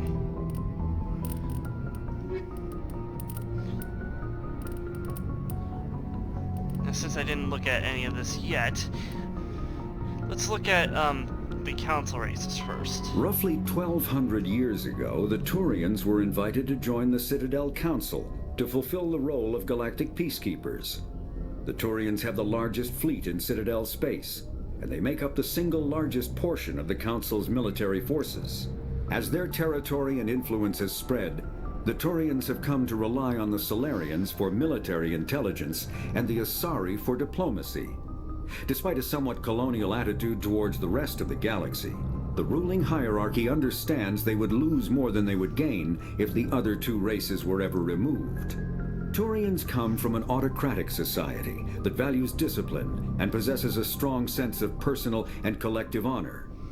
There is lingering animosity between Turians and humans over the First Contact War of 2157. which is known as the Relay 314 incident to the Turians. Officially, however, the two species are allies, and they enjoy civil, if cool, diplomatic relations. The Geth are a humanoid race of networked AIs. They were created by the Quarians 300 years ago as tools of labor and war. When the Geth showed signs of self-evolution, the Quarians attempted to exterminate them. The Geth won the resulting war. This example has led to legal, systematic repression of artificial intelligences in galactic society. The Geth possess a unique distributed intelligence. An individual has rudimentary animal instincts, but as their numbers and proximity increase, the apparent intelligence of each individual improves. In groups, they can reason, analyze situations, and use tactics, as well as any organic race. Geth space is located at the trailing end of the Perseus Arm, beyond the lawless Terminus systems. The Perseus Veil, an obscuring dark nebula of opaque gas and dust, lies between their space and the Terminus systems. You would make that cyborg Dutch saber cannon. I agree. That sounds like a really good way to do it. And then this is probably going to be dealing with the Protheans. This is going to deal with the Husks. And then I'm going to go through all the spoken primary codex entries now, and then I'll read off a couple of the secondary ones which I think are interesting, and then I'll call it a stream. 50,000 years ago, the Protheans were the only spacefaring species in the galaxy. They vanished in a swift galactic extinction. Only the legacy of their empire remains. They are believed to have built the mass relays and the Citadel, which have allowed numerous species to explore and expand throughout the galaxy. Prothean ruins are found on worlds across the galaxy. While surprisingly intact for their age, functioning examples of Prothean paleotechnology are rare. Time and generations of looters have picked their dead cities and derelict stations clean. Some believe the Protheans meddled in the evolution of younger races. The Hanar homeworld of Kadje, for example, shows clear evidence of former Prothean occupation. The presence of a former Prothean observation post on Mars has caused a rebirth of interventionary evolutionists among humans. These individuals believe the god myths of ancient civilizations are misremembered encounters with aliens. The interior looks nice, but the exterior doesn't do it for you. Give you a Millennium Falcon. Star Destroyer, Queen's Royal Starship, USS Enterprise, or Klingon Bird of Prey any day. After the stream, check out the trailer and maybe 10-minute demo for Terminator Resistance. Yeah, I'll let you know how I feel about that. And, I mean, to each their own, but I personally love the design of the Normandy. It's based on the SR-71 Blackbird that was used during the Cold War as a stealth reconnaissance ship. And that's exactly what the Normandy is. It's a joint human-Turian built ship whose primary function is stealth reconnaissance.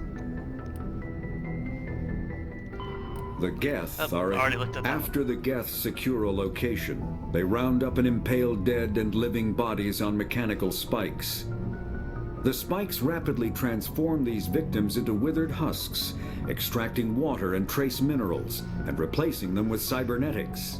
The cybernetics reanimate the lifeless flesh and tissue, transforming the bodies into mindless killing machines. Some Alliance soldiers refer to the husk-generating spikes as dragon's teeth, a reference to the mythological berserkers who sprang up from the earth wherever the teeth of the dragon Eris were planted. Dragon's teeth and husks bear little resemblance to other pieces of Geth technology. No one is sure why a synthetic race would bother to drain the minuscule amount of recoverable resources from organic corpses, though the value of reusing them as shock troops is obvious. Must be some other race supplying the Geth with that technology then. The Citadel is an ancient deep space station, presumably constructed by the Protheans. Since the Prothean extinction, numerous species have come to call the Citadel home. It serves as the political, cultural, and financial capital of the galactic community. To represent their interests, most species maintain embassies on the Presidium, the Citadel's inner ring. The Citadel Tower in the center of the Presidium holds the Citadel Council chambers. Council affairs often have far-reaching effects on the rest of the galactic community. 5 arms, known as the wards, extend from the Presidium. Their inner surfaces have been built into cities, populated by millions of inhabitants from across the galaxy. The Citadel is virtually indestructible. If attacked, the station can close its arms to form a solid, impregnable shell. For as long as the station has existed, an enigmatic race called the Keepers has maintained it. The SR-70s in Blackbird is also the same plane used by the X-Men, but the exterior looks too small to have the vast interior you're exploring. I think it's because we haven't really seen the Normandy up close in any of those shots yet. They're always like pretty far away. Tell you what, when I'm done with the Codex,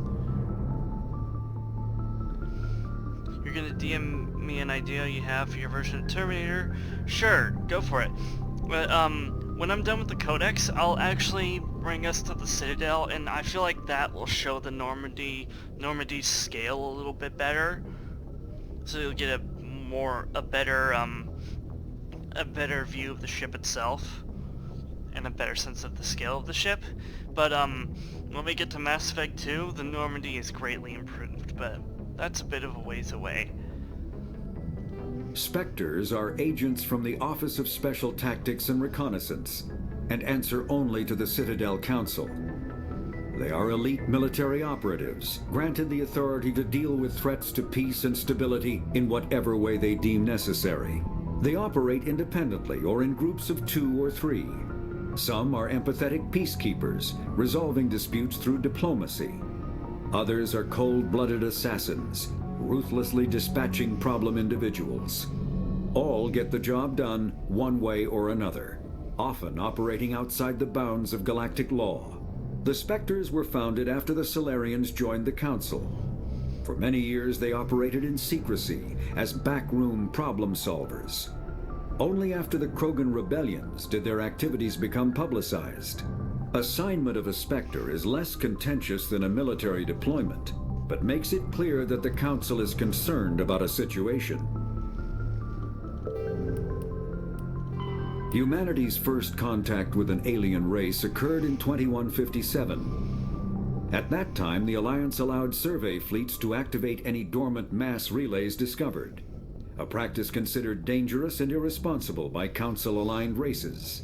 When a Turian patrol discovered a human fleet attempting to activate a relay, they attacked. One human vessel survived, retreating to the colony of Shanxi. The Turians followed, quickly defeating the local forces. Shanxi was occupied, the first and to date only human world to be conquered by an alien species. The Turians believed the handful of ships they defeated represented the bulk of human defenses, so they were unprepared when the Second Fleet, under Admiral Castany Drescher, launched a strong counteroffensive, evicting them from Shanxi. The Turians mobilized for full-scale war, drawing the attention of the rest of the galaxy. The Council quickly intervened, forcing a truce. Fortunately for humanity, the First Contact War was ended with a diplomatic solution. Yeah, otherwise we could have been bombed back to the Stone Age. The Systems Alliance is an independent supranational government representing the interests of humanity as a whole. The Alliance is responsible for the governance and defense of all extrasolar colonies and stations. The Alliance grew out of the various national space programs as a matter of practicality. Sol's planets had been explored and exploited through piecemeal national efforts. The expense of colonizing entire new solar systems could not be met by any one country.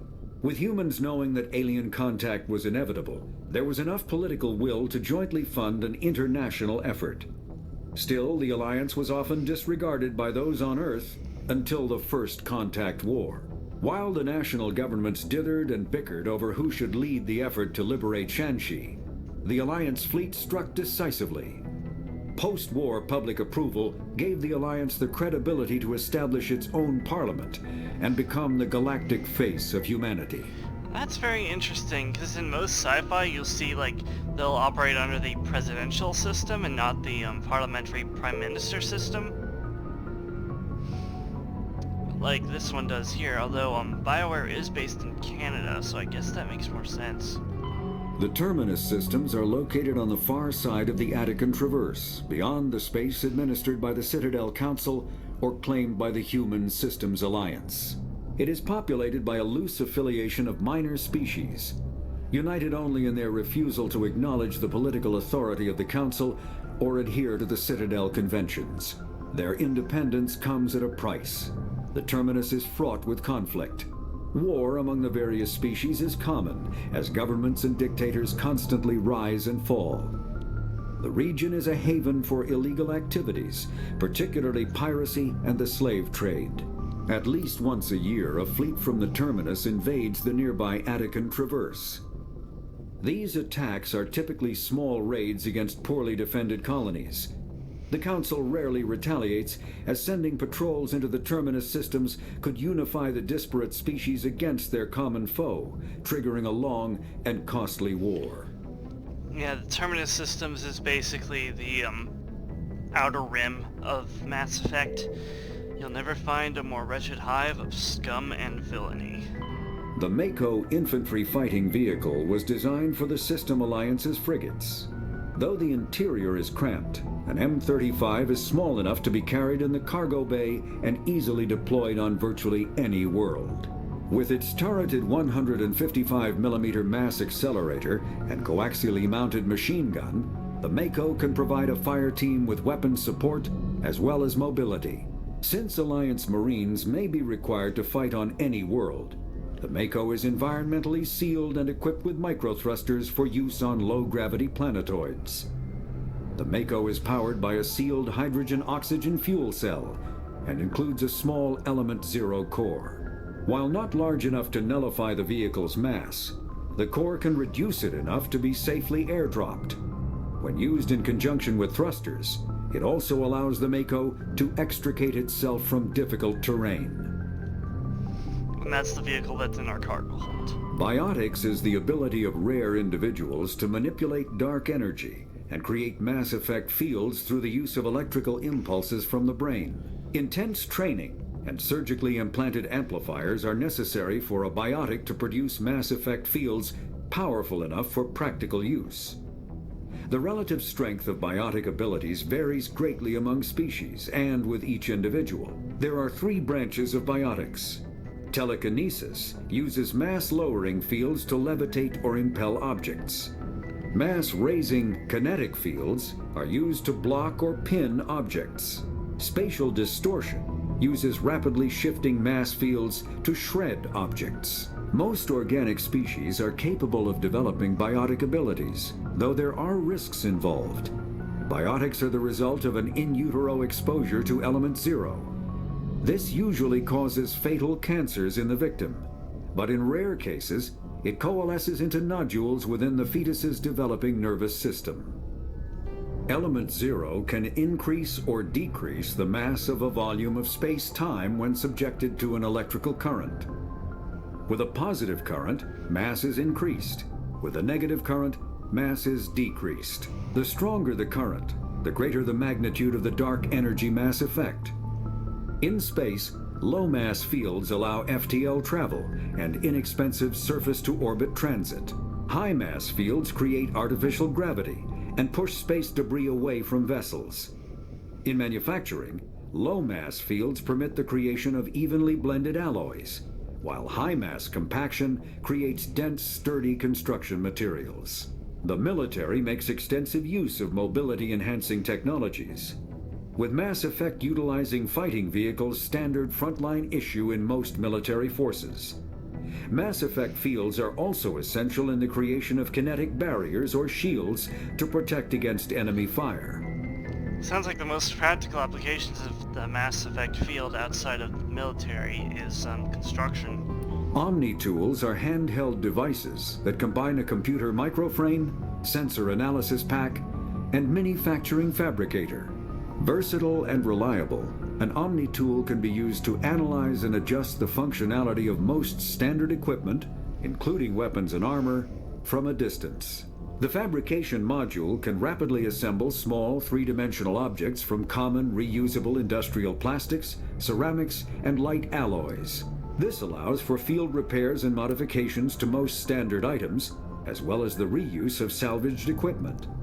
Omni-tools are standard issue for soldiers and first-in colonists. Combat hard suits use a dual-layer system to protect the wearer. The inner layer consists of fabric armor with kinetic padding. Areas that don't need to be flexible, such as the chest or shins, are reinforced with sheets of lightweight ablative ceramic. The outer layer consists of automatically generated kinetic barriers. Objects traveling above a certain speed will trigger the barrier's reflex system and be deflected, provided there is enough energy left in the shield's power cell. Armored hard suits are sealable to protect the wearer from extremes of temperature and atmosphere. Standard equipment includes an onboard mini-frame and a communications, navigation, and sensing suite. The mini-frame is designed to accept and display data from a weapon's smart targeting system to make it easier to locate and eliminate enemies. Kinetic barriers, more commonly called shields, provide protection against most mass accelerator weapons. Whether on a starship or a soldier's suit of armor, the basic principle remains the same. Kinetic barriers are repulsive mass effect fields, projected from tiny emitters. These shields safely deflect small objects traveling at rapid velocities. This affords protection from bullets and other dangerous projectiles, but still allows the user to sit down without knocking away their chair. The shielding afforded by kinetic barriers does not protect against extremes of temperature, toxins, or radiation. Can't do everything, I suppose.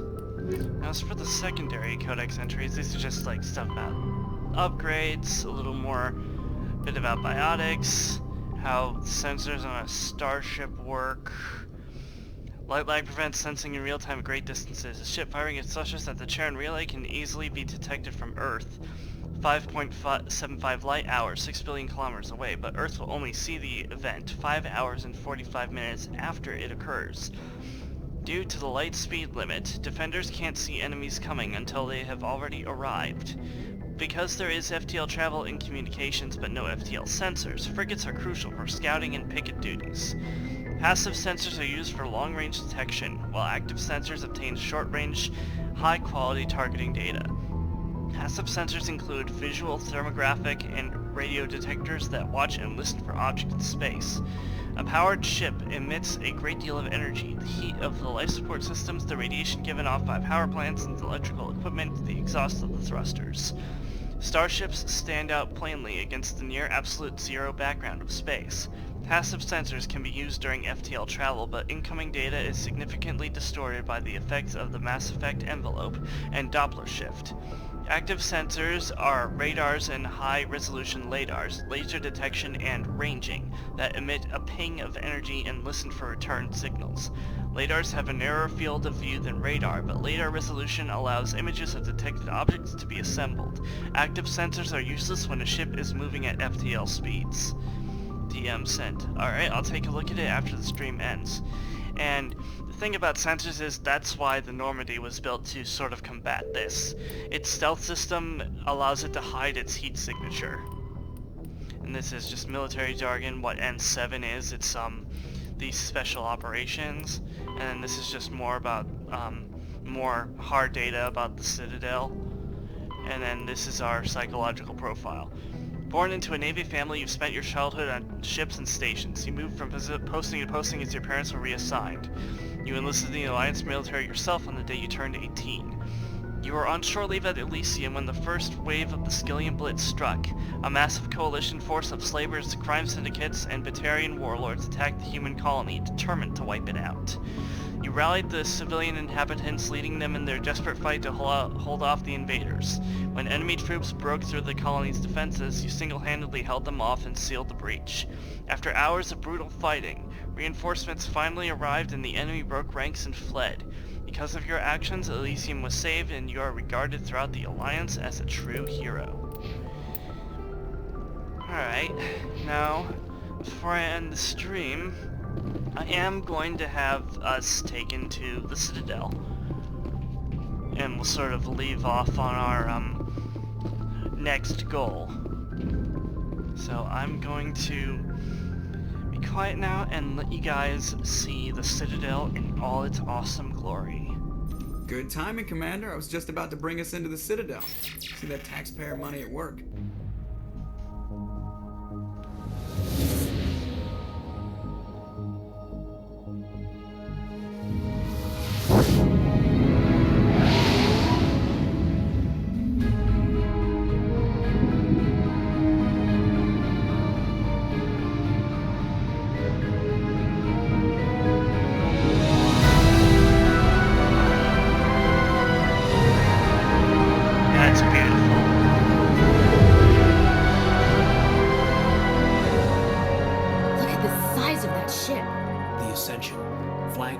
Citadel fleet. Well, size isn't everything. Why so touchy, Joker? I'm just saying you need firepower, too. Look at that monster. Its main gun could rip through the barriers in any ship in the Alliance fleet. Good thing it's on our side, then. Citadel Control, this is SSV Normandy, requesting permission to land. Stand by for clearance, Normandy. Clearance granted. You may begin your approach. Transferring you to an Alliance operator. Roger, Alliance Tower. Normandy out. Normandy, this is Alliance Tower. Please proceed to Dock 422.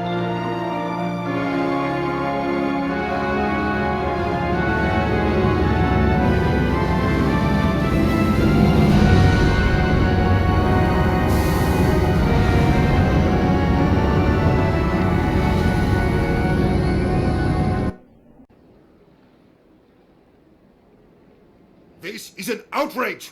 The Council would step in if the Geth attacked a Turian colony? The Turians don't found colonies on the borders of the Terminus systems, Ambassador. Humanity was well aware of the risks when you went into the Traverse. What about Saren? You can't just ignore a rogue Spectre. I demand action! You don't get to make demands of the Council, Ambassador. Citadel Security is investigating your charges against Saren. We will discuss the CSEC findings at the hearing, not before. Captain Anderson, I see you brought half your crew with you. Just the ground team from Eden Prime, in case you had any questions. I have the mission reports. I assume they're accurate? They are. Sounds like you convinced the Council to give us an audience. They were not happy about it. Saren's their top agent. They don't like him being accused of treason. Saren's a threat to every human colony out there. He needs to be stopped. The Council has to listen to us. Settle down, Commander.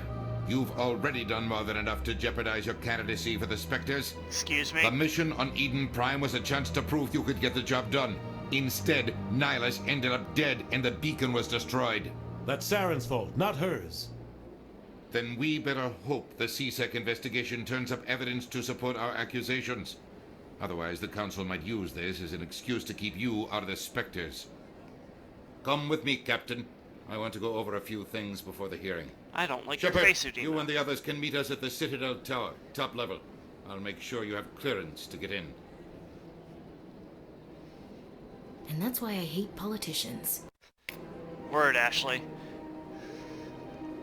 Later in the game, when you had to steal the Normandy, I got Star Trek 3 vibes from when the crew had to steal the Enterprise. Yeah, so did I. And that's what I really liked about that sequence. But anyway, yeah, welcome to the Citadel. So we got a few more Codex entries, and a primary one as well, probably about the Citadel itself. Or no, we already have that one. The Council is an executive committee composed of representatives from the Asari Republics, the Turian hierarchy, and the Solarian Union. Though they have no official power over the independent governments of other species, the Council's decisions carry great weight throughout the galaxy. No single Council race is strong enough to defy the other two, and all have a vested interest in compromise and cooperation. Each of the Council species has general characteristics associated with the various aspects of governing the galaxy. The Asari are typically seen as diplomats and mediators. The Solarians gather intelligence and information. The Turians provide the bulk of the military and peacekeeping forces. Any species granted an embassy on the Citadel is considered an associate member, bound by the accords of the Citadel Conventions. Associate members may bring issues to the attention of the Council, though they have no input on the decision. The Human Systems Alliance became an associate member of the Citadel in 2165. So about 8 years after the end of the First Contact War. So we're gonna expose Saren next time. I like that the Superior is voiced by Goliath from Gargoyles. That will always be the first thing I think of when I hear his voice. Yeah. Although for me, I first heard him as the Arbiter in Halo, so he'll always be the Arbiter first and foremost, then, well, he'll be the Arbiter, then Goliath. Or, actually no, I hold both the Arbiter and Goliath in equal regard, so Goliath, Arbiter, and Captain Anderson are my main three. So let's see what's going on with this computer. Alliance Patrol Report. Captain Hendrickson reported some unusual energy readings during a patrol of the Argus Rho cluster. She had particular concerns about the Hydra system, but was recalled before her team could investigate further. No patrols are scheduled for that sector. Do we want to send in a recon team? Well, that'll be something for us to deal with later. And this is where I'm going to end our stream.